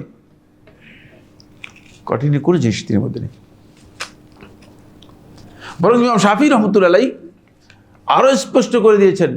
ইমাম শাফিঈ রাহমাতুল্লাহ আলাইহি বলেছেন যে ইসলামের সহজতর দিক হচ্ছে এই, যদি কোনো ব্যক্তির উপর ইসলামের কোনো বিধান কঠিন হয়ে যায়, কোনো ব্যক্তির উপর ইসলামের বিধান যদি কোনো কারণে সংকীর্ণ হয়ে যায়, কোনো ব্যক্তির উপর যদি কোনো ইসলামের বিধান পালন করাটা তার জন্য স্বাভাবিকের থেকে আরো জটিল হয়ে যায়, তাহলে ইসলাম সেটাকে প্রশস্ত করে দেয়, উদার সহজ করে দেয়। ইজা দাকাল আমরু ইত্তাসা, এটা হচ্ছে মূল কায়দা, ইসলামের মূল কায়দা।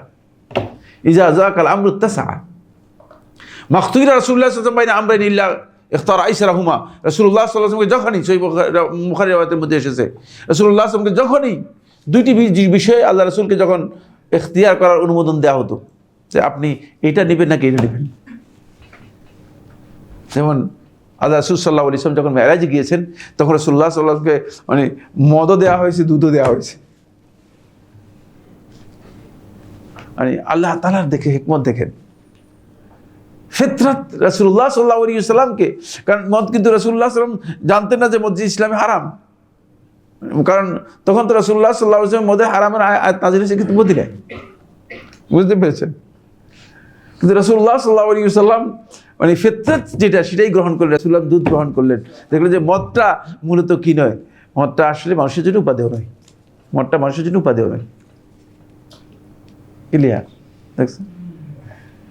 এই জন্য ফিতরাতের উপর ইসলামের এই মৌলিক বিষয়টি খুবই গুরুত্বপূর্ণ। যদি আপনি দেখেন যে ইসলামের বিধানগুলো, ইসলাম মূলত আল্লাহর দ্বীন হিসেবে মানুষের উপর সমস্ত জিনিস যেটা মানুষের জন্য কল্যাণকর, সেটাকেই মানুষের জন্য কী করেছে, বিধান করেছে। যেটা মানুষের জন্য অকল্যাণকর, সেটাকে দূর করেছে। এটার নাম হচ্ছে ইসলাম, এটার নাম হচ্ছে ইউসর, সহজ। এই কারণেই ইসলামের মূল পরিচয় হচ্ছে আত-তাইসির, আল ইউসর, সহজ করেছে। রাফুল হারাজ, ইসলামের মাধ্যমে সমস্ত কঠিন জিনিস, কাঠিন্যকে উঠিয়ে দেওয়া হয়েছে। কোনো জিনিস কঠিন নেই। যেখানে সৌন্দর্য আছে সেখানে ইসলাম আছে, যেখানে সৌন্দর্য নেই সেখানে ইসলাম নেই, আর যেখানে কাঠিন্য আছে সেখানে ইসলাম নেই, যেখানে সহজ সেখানে ইসলাম আছে, সেখানে ইসলাম আছে। ইসলামের প্রত্যেকটি বিধানের ক্ষেত্রে এটি প্রযোজ্য, প্রত্যেকটি বিধানের ক্ষেত্রে প্রযোজ্য। এমনকি সবচেয়ে বড় কথা হচ্ছে যে আল্লাহ তাআলা ফরজ ইবাদতগুলোকে, আপনি কি লক্ষ্য করেছেন, আল্লাহ তাআলা ফরজ ইবাদতগুলোকে সহজ করে দিয়েছেন। ফরজ ইবাদতগুলোকে আপনি যদি মুসাফির হন তাহলে আপনি সিয়াম পালন করবেন না, কষ্ট হবে, কষ্ট হবে, আপনি সিয়াম পালন করবেন না।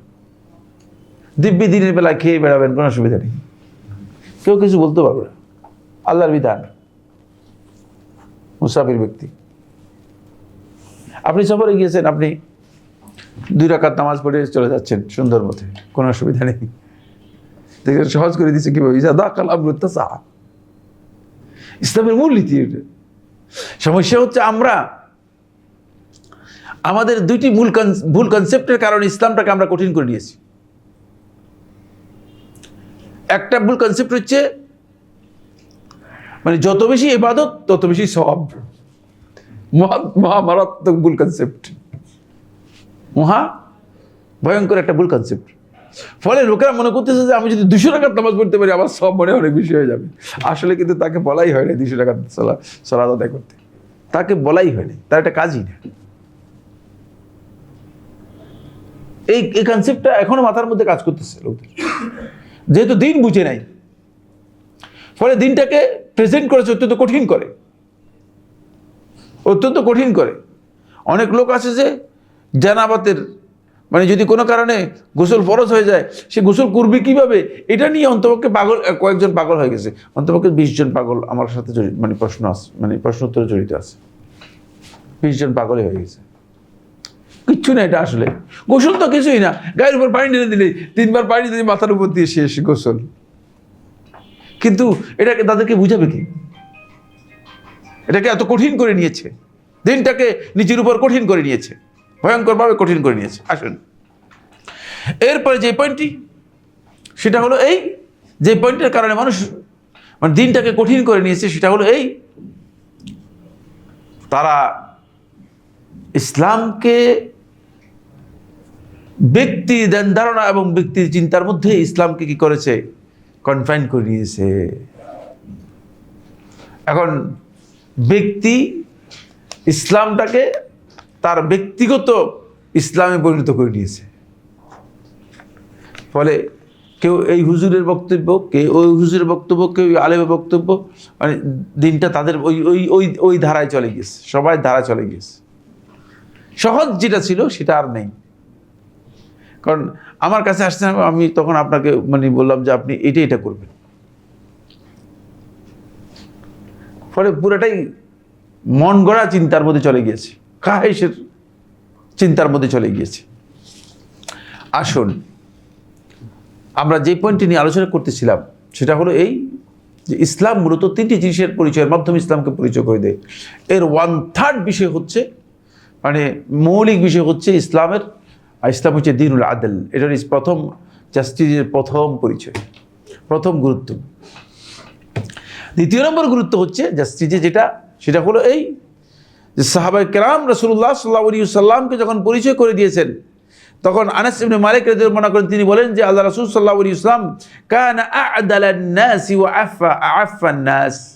রাসূলুল্লাহ সাল্লাল্লাহু আলাইহি ওয়াসাল্লামের পরিচয় ছিল রাসূলুল্লাহ সাল্লাল্লাহু আলাইহি ওয়াসাল্লাম লোকদের মধ্যে সবচেয়ে বেশি যিনি ইনসাফ করতেন তিনি ছিলেন আল্লাহ রাসূল সাল্লাল্লাহু আলাইহি ওয়াসাল্লাম। ওয়া আফফান নাস, সবচেয়ে পবিত্র, নৈতিক দিক থেকে সবচেয়ে বলিষ্ঠ ও পবিত্র ব্যক্তি ছিলেন মুহাম্মদ রাসূলুল্লাহ সাল্লাল্লাহু আলাইহি ওয়াসাল্লাম। সুতরাং আল্লাহ নবী সাল্লাল্লাহু আলাইহি ওয়াসাল্লাম যদি আদল না করেন তাহলে অন্য কে আদল করবে? হুনাইনের যুদ্ধে আল্লাহ রাসূল সাল্লাল্লাহু আলাইহি ওয়াসাল্লাম হুনাইনের যুদ্ধে যখন মুসলিমরা বিজয় লাভ করলো, গনিমতের মাল বন্টন করতেছিলেন। গনিমতের মাল বন্টন করতেছিলেন, এমন সময় রাসূলুল্লাহ সাল্লাল্লাহু আলাইহি ওয়াসাল্লাম লোকদের মধ্যে গনিমতের মাল বন্টন করছে, এমন সময় এক ব্যক্তি এসে আল্লাহ রাসূল সাল্লাল্লাহু আলাইহি ওয়াসাল্লামের গায়ের চাদর দিয়ে, যে চাদর আছে এই চাদরকে এমনভাবে টানলেন যে আল্লাহ রাসূল সাল্লাল্লাহু আলাইহি ওয়াসাল্লামের গায়ের চাদরগুলোর পাশে অনেকটা বর্ডার মোটা থাকতো তখনকার সময়। চাদর যদিও অনেক বেশি পাতলা মোটা না হতো না, কিন্তু বর্ডারগুলো কি থাকতো, একটু খসখসে মোটা থাকতো। একেবারে বর্ডারটা পুরোটাই রাসূলুল্লাহ সাল্লাল্লাহু আলাইহি ওয়াসাল্লামের এখানে গায়ের মধ্যে লেগে আল্লাহ রাসূল সাল্লাল্লাহু আলাইহি ওয়াসাল্লামের এই যে গলা মুবারক পুরোটাই লাল হয়ে গেল। রাসূলুল্লাহ সাল্লাল্লাহু তার দিকে তাকালেন, ইআদিল ইয়া মুহাম্মদ ইন্নাকা লাম তা'দিল, বলে যে হে মুহাম্মদ তুমি আদল করো, ন্যায় করো, বন্টন ঠিকঠাক মতো করো, তুমি ঠিকঠাক বন্টন করতেছে না। নাউজুবিল্লাহ, নাউজুবিল্লাহ। আল্লাহ রাসূলের গলায় টান দিয়ে এই ধরনের বক্তব্য দিচ্ছে। রাসূলুল্লাহ সাল্লাল্লাহু আলাইহি ওয়াসাল্লাম তার দিকে তাকালেন, হাসলেন, হালকা একটু হাসি দিলেন, ফাতাবাসসাম, হালকা একটু হাসি দিলেন, হাসি দিয়ে শুধু মুহাম্মদ সাল্লাল্লাহু আলাইহি ওয়াসাল্লামের কথা বললেন, ইন লাম আ'দিল ফামান ইয়া'দিল, যদি আমি ইনসাফ না করি তাহলে কে আছে ইনসাফ করে? আল্লাহু আকবার। আমি যদি ইনসাফ করতে না করি তোমরা কি বলছো, তাহলে কে ইনসাফ করবে? আর ইনসাফ কে করতে পারে? আর কিচ্ছু বললেন না। সাহাবায়ে কেরামদেরকে বললেন, ইশারা করলেন যে ইন্না ফি দিদি হাযা ইয়াখরুজু রাজুলুন, এই ব্যক্তির বংশধরদের মধ্যে এমন একজন ব্যক্তি আসবে যে ইসলামের ক্ষতি করবে, ইসলামকে ধ্বংস করবে এবং আল্লাহর ঘরকে ধ্বংস করার জন্য চেষ্টা করবে। ইঙ্গিত দিলেন, শুধু এতটুকু বললেন যে আল্লাহ রাসূল সাল্লাল্লাহু আলাইহি ওয়াসাল্লামের আদালতের ব্যাপারে এই ধরনের বক্তব্য দিতে পারে। কত ভয়াবহ অবস্থা! এটা এই জন্য বলছিলাম যে সাহাবায়ে কেরাম আল্লাহ রাসূল সাল্লাল্লাহু আলাইহি ওয়াসাল্লামের আদালতের ব্যাপারে এই সাক্ষী দিয়েছেন। ফলে আল্লাহ রাসূল সাল্লাল্লাহু আলাইহি ওয়াসাল্লামের আদালতের সাথে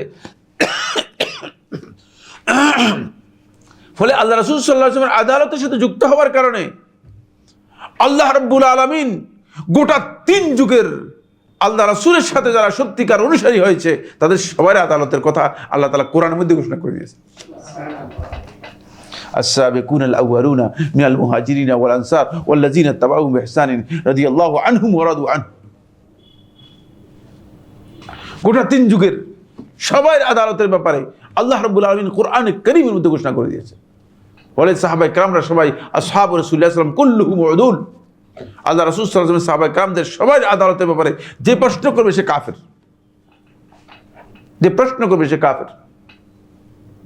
কারো আদালতের ব্যাপারে প্রশ্ন করার সুযোগ নেই। এমন মানুষ আমাদের সমাজের মধ্যে আছে যে মুআবিয়া ইবনে আবি সুফিয়ান রাদিয়াল্লাহু তাআলা সম্পর্কে প্রশ্ন করেন, খবরদার, জাহিল, নির্বোধ। একজন সাহাবীর আদালতের ব্যাপারে প্রশ্ন করার সামান্যতম কোনো সুযোগ নেই, সামান্যতম কোনো সুযোগ নেই। রাসূলুল্লাহ সাল্লাল্লাহু আলাইহি ওয়াসাল্লামের আদালতের সাথে এদের সবার আদালতকে আল্লাহ তাআলা এস্টাবলিশ করে দিয়েছেন। কোরআনে কারীমের একটি দুটি নয়, কোরআনে কারীমের একাধিক আয়াতের মধ্যে 4টি বা 6টি আয়াতের মধ্যে আল্লাহ তাআলা তাদের ব্যাপারে আল্লাহ তাআলা সন্তুষ্টির কথা ঘোষণা করে দিয়েছেন। তাদের সন্তুষ্টি, আল্লাহ তাআলা সন্তুষ্ট হয়ে গেছে তাদের উপর। সুতরাং এখান থেকে বোঝা যায় যে এই আদালত রাসূলুল্লাহ সাল্লাল্লাহু আলাইহি ওয়াসাল্লামের কত গুরুত্বপূর্ণ ছিল। এরপরে যে পয়েন্টটি এখানে গুরুত্বপূর্ণ সেটা হচ্ছে ইসলামের এই আদালতের কারণেই মূলত এর গুরুত্ব এত অপরিসীম যে এমন একটি জাহিলি সমাজের মধ্যে ইসলাম এসেছে যে জাহিলি সমাজের মানুষগুলো হত্যা ছাড়া আর কথাই বুঝতো না, অন্যায় ছাড়া আর কিছুই বুঝতো না। সেই সমাজের মানুষগুলো অল্প কিছু সময়ের ব্যবধানে, পৃথিবীর ইতিহাসে এত অল্প সময়ের ব্যবধানে কোনো পরিবর্তন পৃথিবীর ইতিহাসে কোথাও ঘটেনি,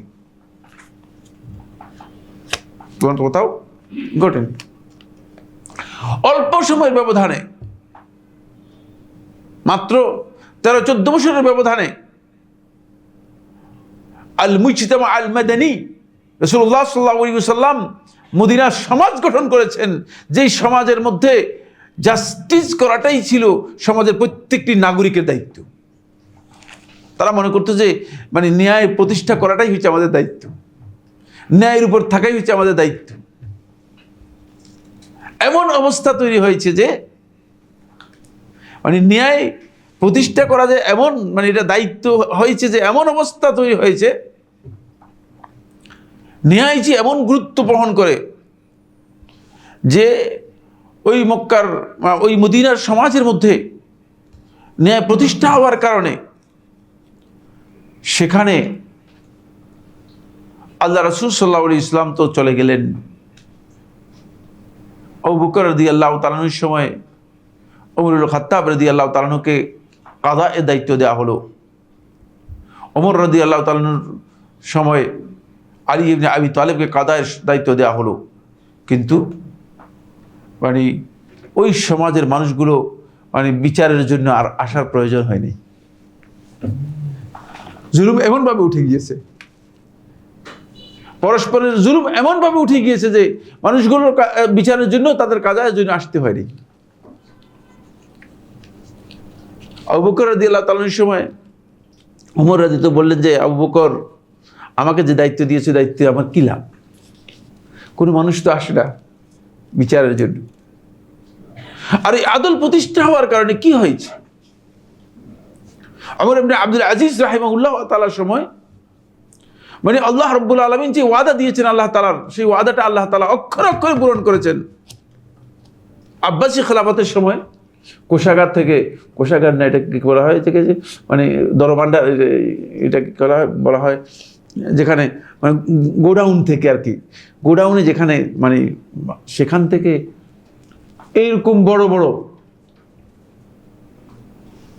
গম এবং জব এর দানা বের করে নিয়ে আসছে লোকদেরকে দেখানোর জন্য। বলে দেখো, যখন আদল প্রতিষ্ঠা ছিল, যখন ন্যায় প্রতিষ্ঠা ছিল, তখন আল্লাহ রাব্বুল আলামিন মানুষের জন্য আসমান এবং জমিনের নিয়ামতগুলো এত অবারিত করে দিয়েছেন যে এই বড় বড় দানা দেখতেছো তখনকার সময় এসেছে।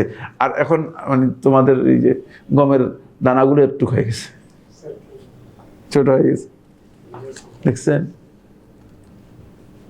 এটা আমার যখন আল আমিরুল মেহদি হেদায়েতপ্রাপ্ত আমির আসবে এবং সেখানে যখন জাস্টিস প্রতিষ্ঠা হবে, তখন আবার এরকম পৃথিবী মানে তার যতটুকু শক্তি আছে সেই শক্তি দিয়ে ওই ধরনের ফলন করবে, দেবে, ওই ধরনের ফলন দিবে। হাদিসের মধ্যে এসেছে। এটা লোকদেরকে দেখানোর জন্য রেখে দিয়েছিল।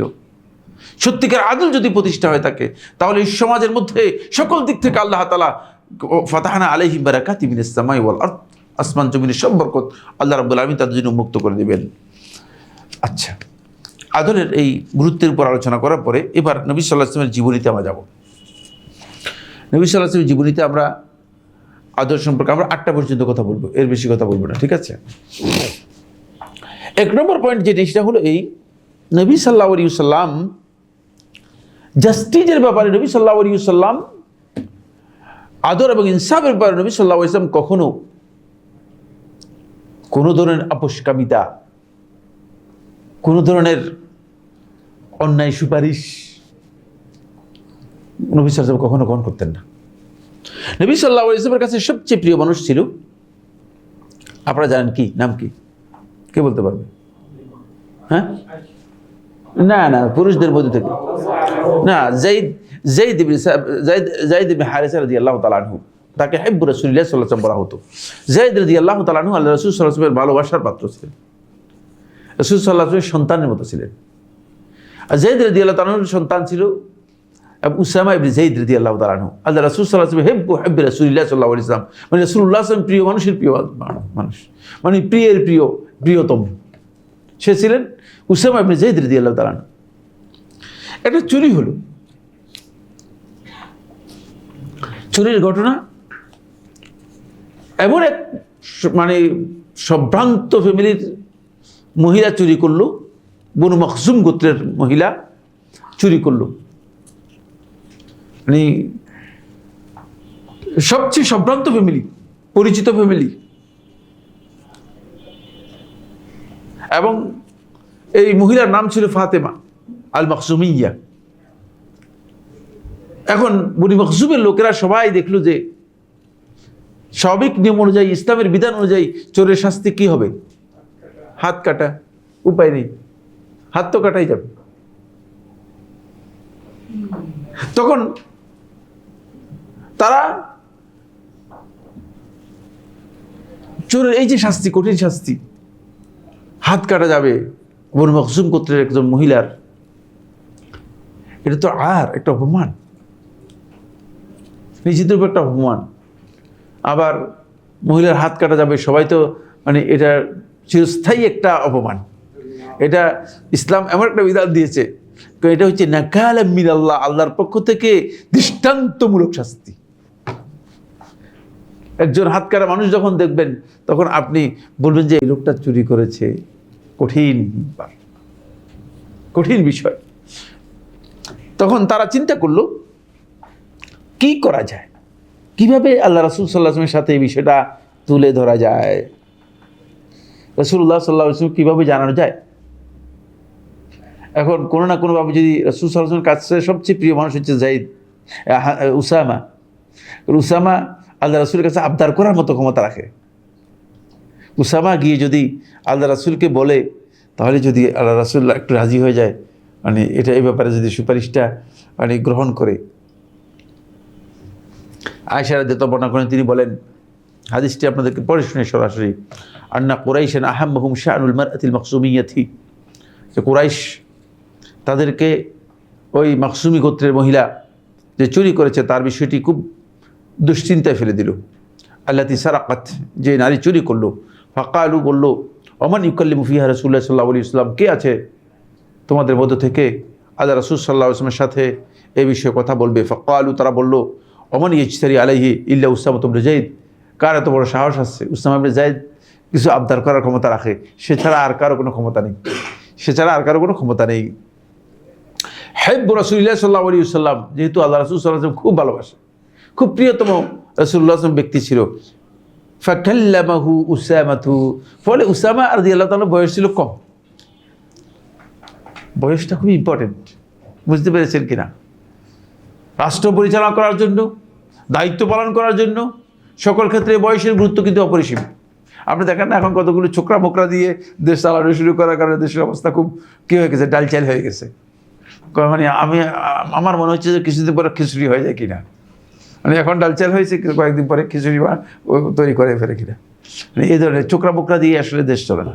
অন্তপক্ষে এতটুকু মানে তাদের মধ্যে বিবেকের পরিপক্কতা আসা অপরিহার্য।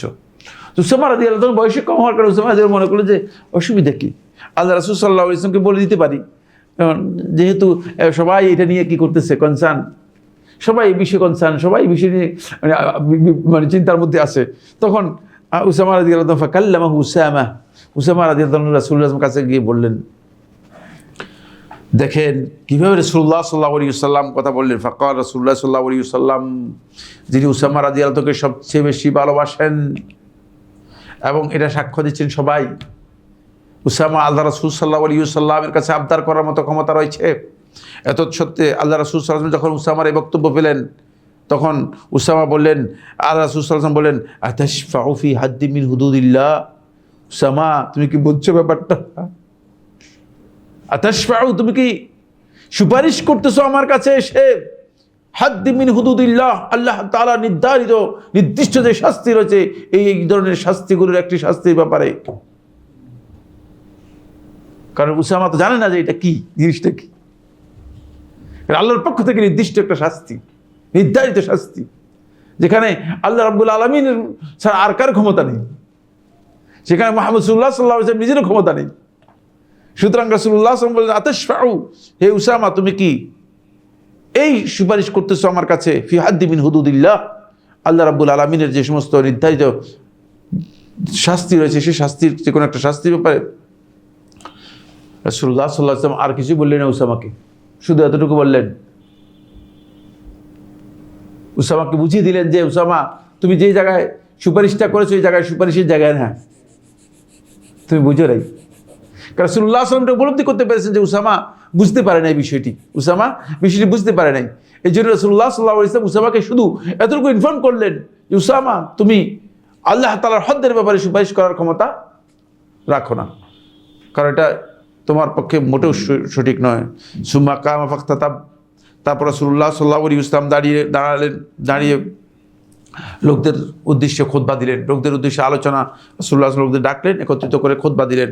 সুম্মা কাল বললেন, ইন্নামা আহলাকাল্লাযিনা ক্বাবলাকুম, তোমাদের মধ্যে যারা পূর্ববর্তী ছিল তারা ধ্বংস হয়ে গিয়েছে, তাদেরকে ধ্বংস করে দিয়েছে। আন্নাহুম কানু ইজা সারাকা ফিহিমুশ শরীফ তারাকুহু, তাদের মধ্যে যদি কোনো ভদ্রলোক, ভালো মানুষ, উচ্চ বংশের মানুষ যদি চুরি করতো, তারাকুহু, তারা তার হাত কাটতো না।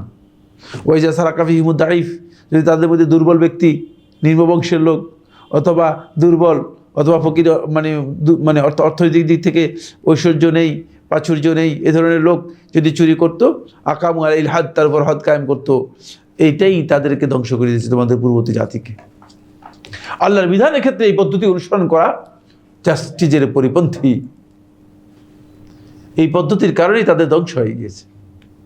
সুতরাং তোমরা এই ব্যাপারে আমার সাথে কথা বলতে পারো না, এই কথা বলেই রাসূলুল্লাহ সাল্লাল্লাহু আলাইহি ওয়াসাল্লাম ক্ষান্ত হন নাই।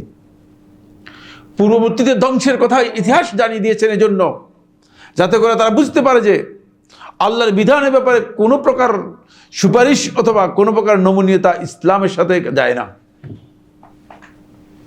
কারণ আল্লাহর বিধানই, আর আল্লাহর বিধানটা কায়েম করাটা হচ্ছে জাস্টিস, আর কায়েম না করাটা হচ্ছে কি? জুলম। কায়েম না করা হচ্ছে জুলম।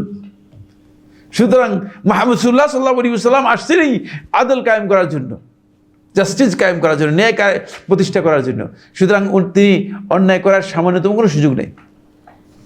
আজকে আল্লাহর বিধান বাদ দিয়ে আল্লাহ তাআলার নির্ধারিত যেই হুদুদ আছে, যে শাস্তির বিধান রয়েছে, ইসলামের যে বিধান রয়েছে, কোরআন এবং হাদিসের যে বিধানগুলো দেওয়া হয়েছে, এগুলো বাদ দিয়ে মানুষের মন গড়া বিধান পালন করা হচ্ছে, এগুলো সবটাই জুলুম।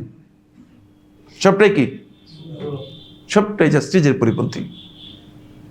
তাদেরকে জাজ বলা হচ্ছে অথবা জাস্টিস বলা হচ্ছে, কিচ্ছু না আসলে এরা, কারণ এরা জালিম, এরা জুলমের মধ্যে লিপ্ত রয়েছে। এ কাজটি জুলম, কারণ এটা আল্লাহ তাআলা অনুমোদন দেন নেই, আল্লাহ রাব্বুল আলামিন অনুমোদন দেন নেই। একজন ব্যক্তি যদি কারোর সম্পদ চুরি করে নিয়ে যায়, তাহলে সেই ব্যক্তিকে ডেকে এনে যদি আমি বলি যে 500 টাকা জরিমানা করলাম, কি কারণে আমি 500 টাকা জরিমানা করব? আমি এই রাইট কোত্থেকে পেলাম? সেই ব্যক্তিকে 500 টাকা জরিমানা করার জন্য, 5,000 টাকা জরিমানা করার জন্য, অথবা 3 বছরের জেল দেওয়ার জন্য এই রাইট আমাকে দিল কে? ঠিক না? এই রাইট তো আমি পাই নাই কারো কাছ থেকে। এই রাইট কোথায় থেকে পেলাম আমি? যদি আমার এই রাইট কোথাও থেকে না পেয়ে থাকি, তাহলে এটা জুলম। এই জন্য ইসলামের বিধানগুলো বাস্তবায়ন করাটা, ইসলামের হুকুমগুলো, আইনগুলো বাস্তবায়ন করাটা, এটা অপরিহার্য একটি বিষয়। এই যদি জাস্টিস প্রতিষ্ঠা করতে হয়, আর ইসলামের আইন বাদ দিয়ে মানব রচিত মন গড়া যে সমস্ত আইন মানুষ তৈরি করেছে, এর প্রত্যেকটাই হচ্ছে জুলম। এটা বিচার নামে অবিচার, বিচারের নামে কি? অবিচার হচ্ছে। এই কথা বলেই রাসূল সাল্লাল্লাহু আলাইহি ওয়াসাল্লাম শেষ করে নাই। আর এটা ধ্বংসের কারণ, এটা পূর্ববর্তীতে ধ্বংসের কারণ, এই কথা বলে শেষ করে নাই। এরপরে ওয়াইমুল্লাহ, আর আল্লাহর কসম করে বলছি, তোমরা এটা সামান্য কিছু মনে করো না, তোমরা সহজ কিছু মনে করো। ওয়াইমুল্লাহ, আল্লাহর কসম করেছে, লাউ আন্না ফাতিমা বিনতি মুহাম্মদ, যদি আল্লাহর কসম করে বলছি, যদি ফাতিমা বিনতি মুহাম্মদ সারাকাত চুরি করতো, লাকাতাও দিয়ে দাহা, আমি তার হাত কেটে দিতাম। চিন্তা করেছেন? মুহাম্মদ সাল্লাল্লাহু আলাইহি ওয়াসাল্লাম আদল, জাস্টিস প্রতিষ্ঠার ক্ষেত্রে, ন্যায় এবং ন্যায্যতার ক্ষেত্রে মুহাম্মদ সাল্লাল্লাহু আলাইহি ওয়াসাল্লামের অবস্থানটা কেমন ছিল? এটা এমন নয় যে স্বজন প্রীতি করার বিষয় রয়েছে। আজকে তো আমরা সবাই স্বজন প্রীতিটাকে আমরা কি করেছি? ধরে নিয়েছি। স্বজন প্রীতিটাকে আমরা ধরে নিয়েছি। এখানে খুবই স্পষ্ট কথা রাসূলুল্লাহ সাল্লাল্লাহু আলাইহি ওয়াসাল্লামের বোঝা যাচ্ছে যে মানব সভ্যতার মধ্যে, মানব ইতিহাসের মধ্যে একজন ব্যক্তির নাম উল্লেখ করা যাবে না যে জাস্টিস প্রতিষ্ঠার ক্ষেত্রে এই ধরনের বক্তব্য দিয়েছে।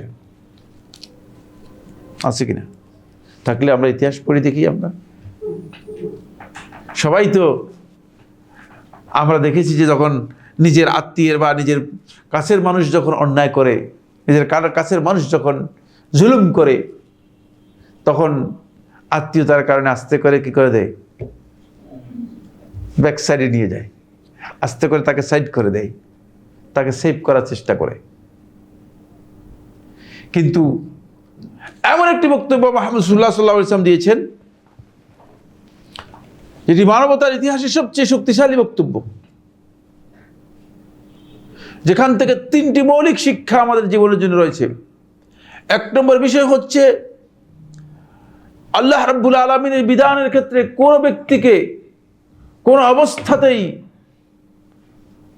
আপনি আমি সুপারিশ করা অথবা এর পক্ষে অবস্থান নেওয়া হারাম, নিষিদ্ধ, এবং এটা ইনসাফের পরিপন্থী।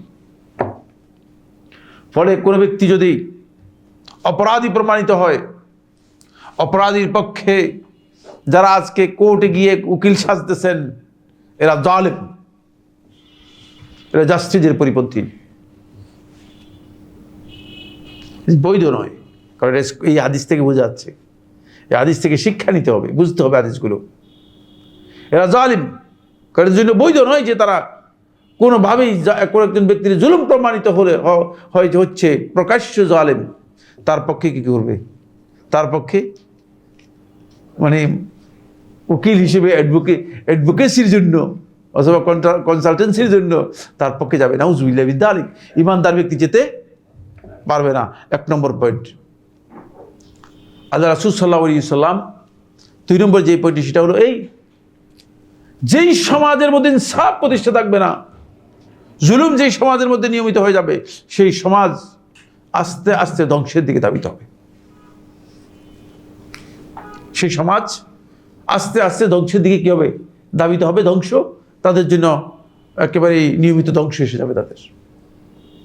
3 নম্বর যে পয়েন্টটি, সেটা হচ্ছে এই যে আল্লাহ রাসূল সাল্লাল্লাহু আলাইহি ওয়াসাল্লাম গোটা বিশ্ববাসীকে এমন একটি চ্যালেঞ্জ দিয়েছেন জাস্টিস, ন্যায় প্রতিষ্ঠার ক্ষেত্রে, যে চ্যালেঞ্জ আজকের দিন পর্যন্ত পৃথিবীর কোনো মানুষ যে চ্যালেঞ্জ গ্রহণ করার মতো ক্ষমতা রাখে না।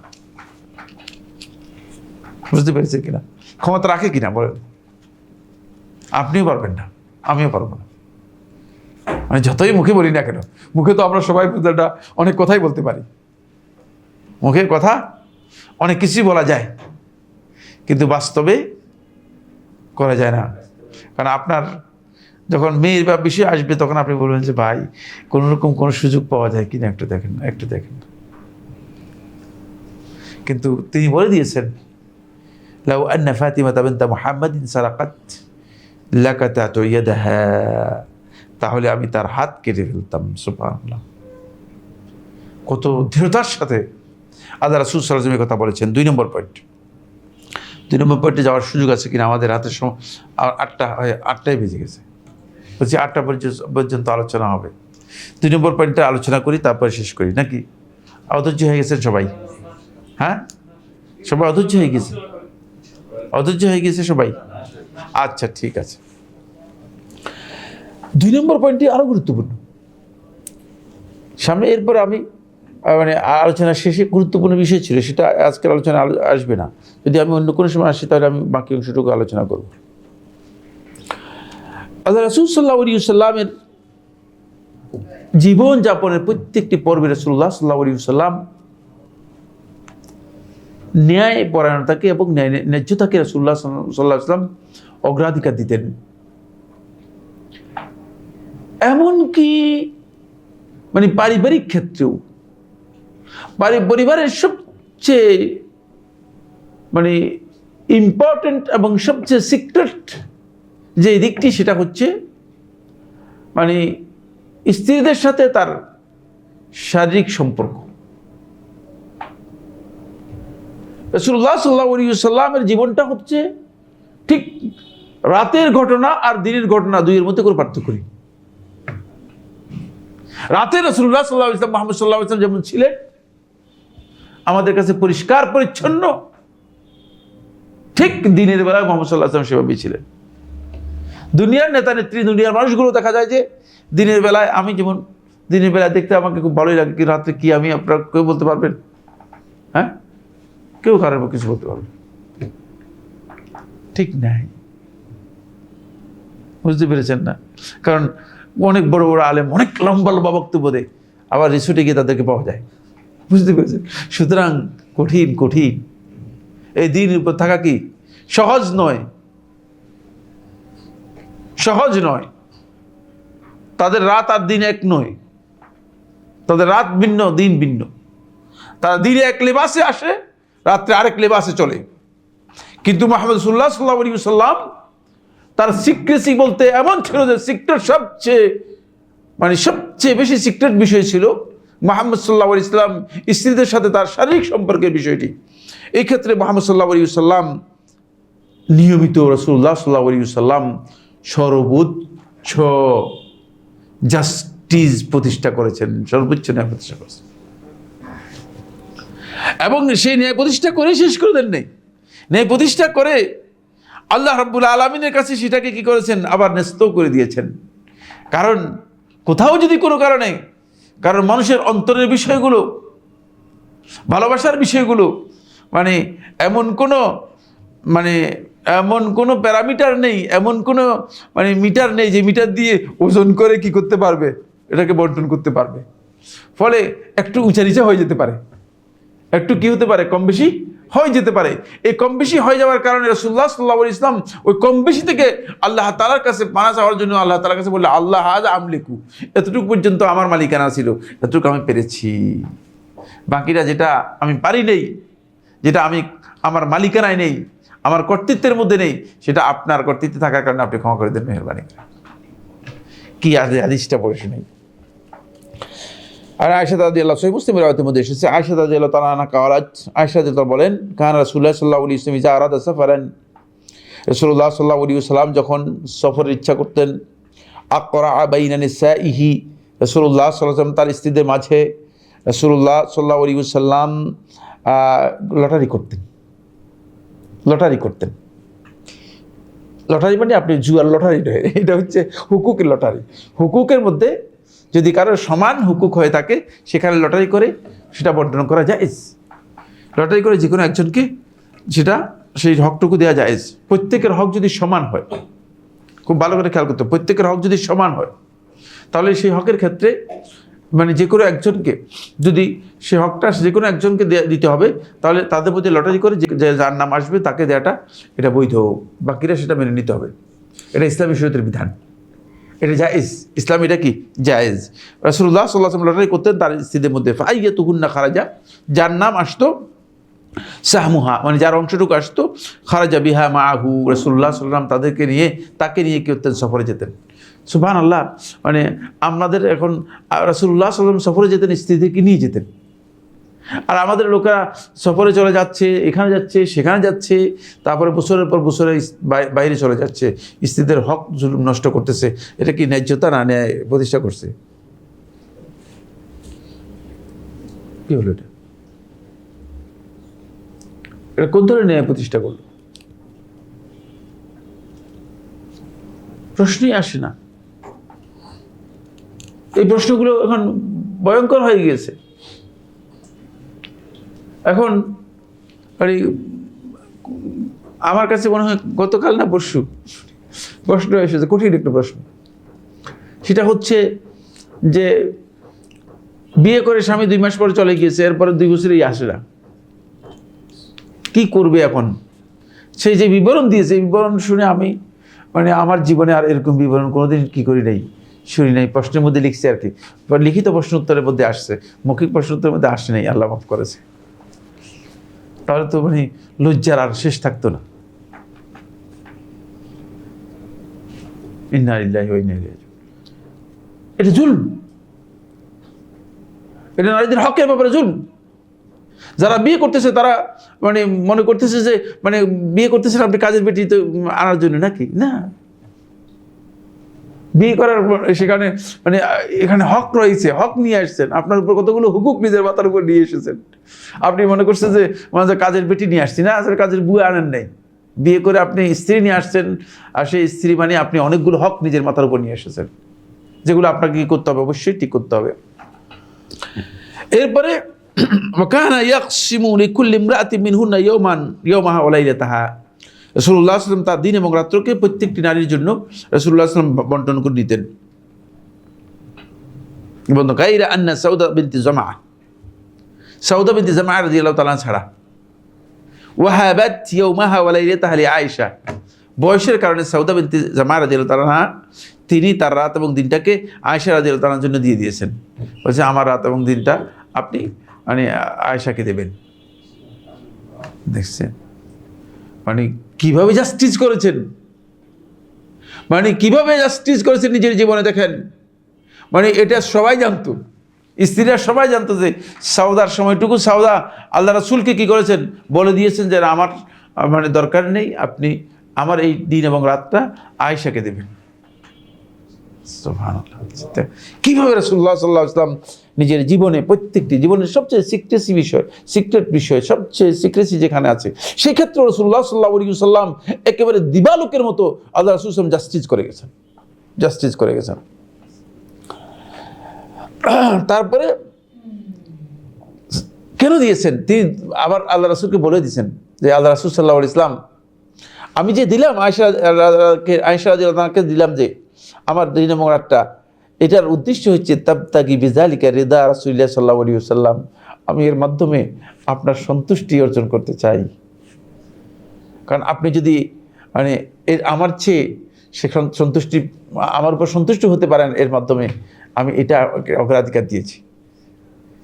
কারণ তিনি দেখেছেন যে আল্লাহ রাসূল সাল্লাল্লাহু আলাইহি ওয়াসাল্লাম আয়েশা রাদিয়াল্লাহু আনহাকে সবচেয়ে বেশি ভালোবাসতেন, মানে ভালোবাসার দিক থেকে আল্লাহ রাসূল সাল্লাল্লাহু আলাইহি ওয়াসাল্লাম আয়েশা রাদিয়াল্লাহু আনহার প্রতি ভালোবাসা বেশি ছিল। এই কারণে রাসূলুল্লাহ সাল্লাল্লাহু আলাইহি ওয়াসাল্লাম জাস্টিসের পরিপূর্ণতা লাভ করেছে এইখানে যে রাসূলুল্লাহ সাল্লাল্লাহু আলাইহি ওয়াসাল্লাম সফরে গেলেও আল্লাহ নবী সাল্লাল্লাহু আলাইহি ওয়াসাল্লাম তার স্ত্রীদের মধ্যে যে কোনো একজনকে নিতেন, স্ত্রীদেরকে বঞ্চিত করতেন না, তাদের হক নষ্ট করতেন না। এবং রাসূলুল্লাহ সাল্লাল্লাহু আলাইহি ওয়াসাল্লাম তাদের মধ্য থেকে রাসূলুল্লাহ সাল্লাল্লাহু আলাইহি ওয়াসাল্লাম তাদেরকে মানে এইভাবে রাসূল সাল্লাল্লাহু আলাইহি ওয়াসাল্লাম যাকে বেশি ভালোবাসেন তার জন্য 2 দিন, যাকে বেশি মানে কম ভালোবাসেন তার জন্য দিন দিবেন না, আর যাকে মানে কম ভালোবাসেন তার জন্য 1 দিন, এভাবে বন্টন করতেন না, সমানভাবে বন্টন করতেন, যাতে করে আল্লাহ রাসূল সাল্লাল্লাহু আলাইহি ওয়াসাল্লাম স্ত্রীদের মধ্যে কেউ কথা বলতে না পারে যে আল্লাহ রাসূল সাল্লাল্লাহু আলাইহি ওয়াসাল্লাম মানে আমাদের সাথে সামান্য কোনো কি করেছেন, সামান্যতম কোনো অন্যায় করেছেন।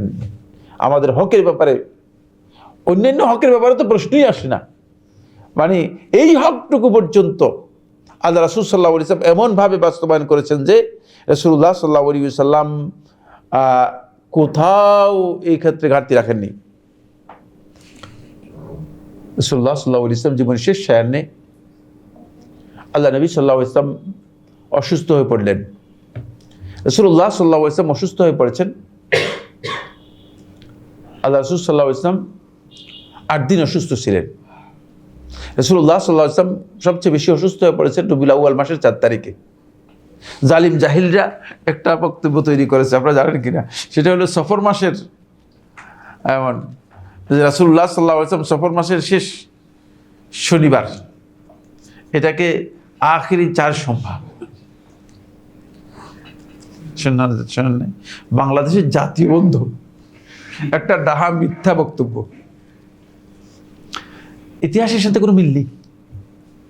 রাসূলুল্লাহ সাল্লাল্লাহু আলাইহি ওয়াসাল্লাম ইবনে হাজার রাহমাতুল্লাহ আলাইহি যেভাবে বর্ণনা করেছেন, রাসূলুল্লাহ সাল্লাল্লাহু আলাইহি ওয়াসাল্লাম 4 তারিখে কি করেছেন, অসুস্থ হয়ে পড়েছেন। রাসূলুল্লাহ সাল্লাল্লাহু আলাইহি ওয়াসাল্লাম 8 দিন অসুস্থ ছিলেন। এর মধ্যে মাঝখানে রাসূলুল্লাহ সাল্লাল্লাহু আলাইহি ওয়াসাল্লাম কি করেছেন, একটু সুস্থতা বোধ করেছিলেন। তারপর আবার রাসূলুল্লাহ সাল্লাল্লাহু আলাইহি ওয়াসাল্লাম অসুস্থ হয়ে পড়েছেন। যে সময় রাসূলুল্লাহ সাল্লাল্লাহু আলাইহি ওয়াসাল্লাম অসুস্থ হয়ে পড়েছেন, যে সে অসুস্থতার সময় রাসূলুল্লাহ সাল্লাল্লাহু আলাইহি ওয়াসাল্লাম আয়েশা রাদিয়াল্লাহু আনহা বর্ণনা করেন, সহিহ বুখারী হাদিসের মধ্যে এসেছে, আন্না রাসূলুল্লাহ সাল্লাল্লাহু আলাইহি ওয়াসাল্লাম কানা ইয়াসআলু ফি মারাদিহি আল্লাযী মাতা ফীহি, সেই অসুস্থতার মধ্যে, যে অসুস্থতার মধ্যে রাসূলুল্লাহ সাল্লাল্লাহু আলাইহি ওয়াসাল্লাম মৃত্যু হয়েছে, ইয়াকুল রাসূলুল্লাহ সাল্লাল্লাহু আলাইহি ওয়াসাল্লাম বলতেন, আইনা আনা গাদান, আগামীকাল আমি কোথায়, মানে আগামীকাল আমার কোথায় থাকার কথা। দেখছেন, অসুস্থ, কিন্তু তিনি তার জাস্টিসের বিষয়টি কনফার্ম করে তার কাছ থেকে অন্তপক্ষে অনুমতি নিয়ে হলেও তিনি কি করবেন, মানে অন্যায়টা করবেন না। আইনা আনা গাদান, আইনা আনা গাদান ইউরিদু, রাসূলুল্লাহ সাল্লাল্লাহু আলাইহি ওয়াসাল্লাম জানতে চাইছেন যে, যেহেতু রাসূলুল্লাহ সাল্লাল্লাহু আলাইহি ওয়াসাল্লাম আয়েশা রাদিয়াল্লাহু আনহা ঘরের মধ্যে ছিলেন তখন, মানে রাসূলুল্লাহ সাল্লাল্লাহু আলাইহি ওয়াসাল্লাম জিজ্ঞেস করতেন যাতে করে সবাই বলে যে না আপনি এখানেই থাকেন। ফাআযিনা লাহু আজওয়াজুহু, আল্লাহ রাসূল সাল্লাল্লাহু আলাইহি ওয়াসাল্লাম স্ত্রীগণ সবাই রাসূলুল্লাহ সাল্লাল্লাহু আলাইহি ওয়াসাল্লামকে অনুমতি দিলেন, ইয়াকুনু হাইসু শা, যে আপনি যেখানে আছেন সেখানে আপনি থাকবেন, আপনি যেখানে ইচ্ছা করেন সেখানে থাকবেন, আপনি আয়েশার ঘরে থাকবেন। ফাকানা ফি বাইতি আয়েশা হাত্তা মাতা ইনদাহা, রাসূলুল্লাহ সাল্লাল্লাহু আলাইহি ওয়াসাল্লাম সর্বশেষ আয়েশা রাদিয়াল্লাহু আনহা ঘরে ছিলেন এবং সেখানেই আয়েশা রাদিয়াল্লাহু আনহার কোলে রাসূলুল্লাহ সাল্লাল্লাহু আলাইহি ওয়াসাল্লামের ইন্তেকাল হয়ে থাকে। এখান থেকে বোঝা যায় যে রাসূলুল্লাহ সাল্লাল্লাহু আলাইহি ওয়াসাল্লাম মৃত্যু পর্যন্ত, মৃত্যুর সময়টুকু পর্যন্ত জীবনের সবচেয়ে মানে স্পর্শকাতর যে বিষয়টি আছে সেখানেও আল্লাহ রাসূল সাল্লাল্লাহু আলাইহি ওয়াসাল্লাম ন্যায্যতা এবং ন্যায়কে সবচেয়ে বেশি অগ্রাধিকার দিয়েছেন এবং বাস্তবায়ন করেছেন। আল্লাহ রাব্বুল আলামিন আমাদের সবাইকে নিজেদের জীবনে যেন আমরা রাসূল সাল্লাল্লাহু আলাইহি ওয়াসাল্লামের জীবনী থেকে যেভাবে আমরা বিষয়গুলো আপনাদের সামনে পেশ করেছি, আমরাও যেন নিজেদের জীবনে প্রত্যেকটা ক্ষেত্রে যেন ন্যায় এবং ন্যায্যতাকে আমরা অগ্রাধিকার দিতে পারি। নিজের স্বার্থকে অগ্রাধিকার নয়, নিজের বক্তব্যকে অগ্রাধিকার নয়, এবং নিজের আত্মীয়তার স্বজন প্রীতিকে অগ্রাধিকার নয়। অগ্রাধিকার হবে দ্বীন, অগ্রাধিকার হবে ইসলাম, অগ্রাধিকার হবে আদল, জাস্টিস। আল্লাহ তাআলা আমাদের সবাইকে তৌফিক দান করুন। হাজা সুবহানাকা আল্লাহুম্মা ওয়া বিহামদিকা আশহাদু আল্লা ইলাহা ইল্লা আনতা আস্তাগফিরুকা ওয়া আতুবু ইলাইক। আসসালামু আলাইকুম ওয়া রাহমাতুল্লাহি ওয়া বারাকাতুহু। কোনো প্রশ্ন আছে কিনা? কারো কোনো প্রশ্ন আছে কিনা?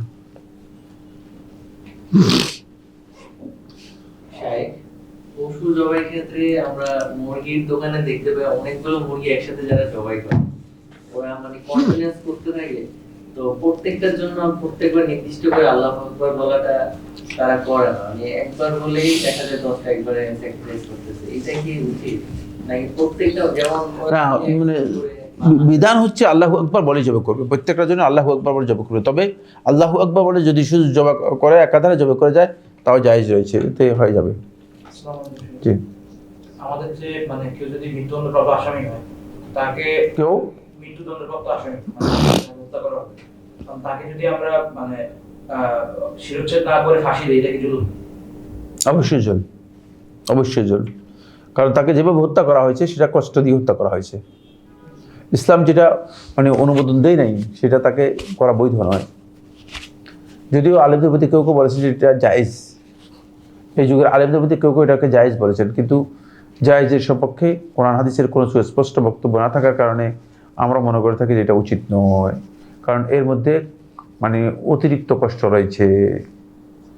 একজন ব্যক্তি সুচিত করলে তার মানে মৃত্যুটা যত দ্রুত হয়ে যায় এবং সে যত অল্প সময়ের মানে মধ্যে তার মৃত্যু হয়, কষ্ট কম হয়। একজন ব্যক্তিকে যদি ফাঁসির মাধ্যমে হত্যা করা হয়, এতে তার কষ্ট দ্বিগুণ বা তিনগুণ বেশি হয়, দ্বিগুণ বা তিনগুণ বেশি হয়। এই কারণেই ইসলাম এই পদ্ধতিটাকে মানে পছন্দ করে নাই।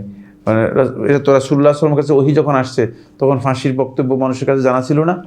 অবশ্যই জানা ছিল, কিন্তু সে বিধান আসে নাই, এই কারণে আসে নাই। জি জি, সুবহানাকা আল্লাহুম্মা ওয়া বিহামদিকা আশহাদু আল্লা ইলাহা ইল্লা আনতা আস্তাগফিরুকা ওয়া আতুবু ইলাইক।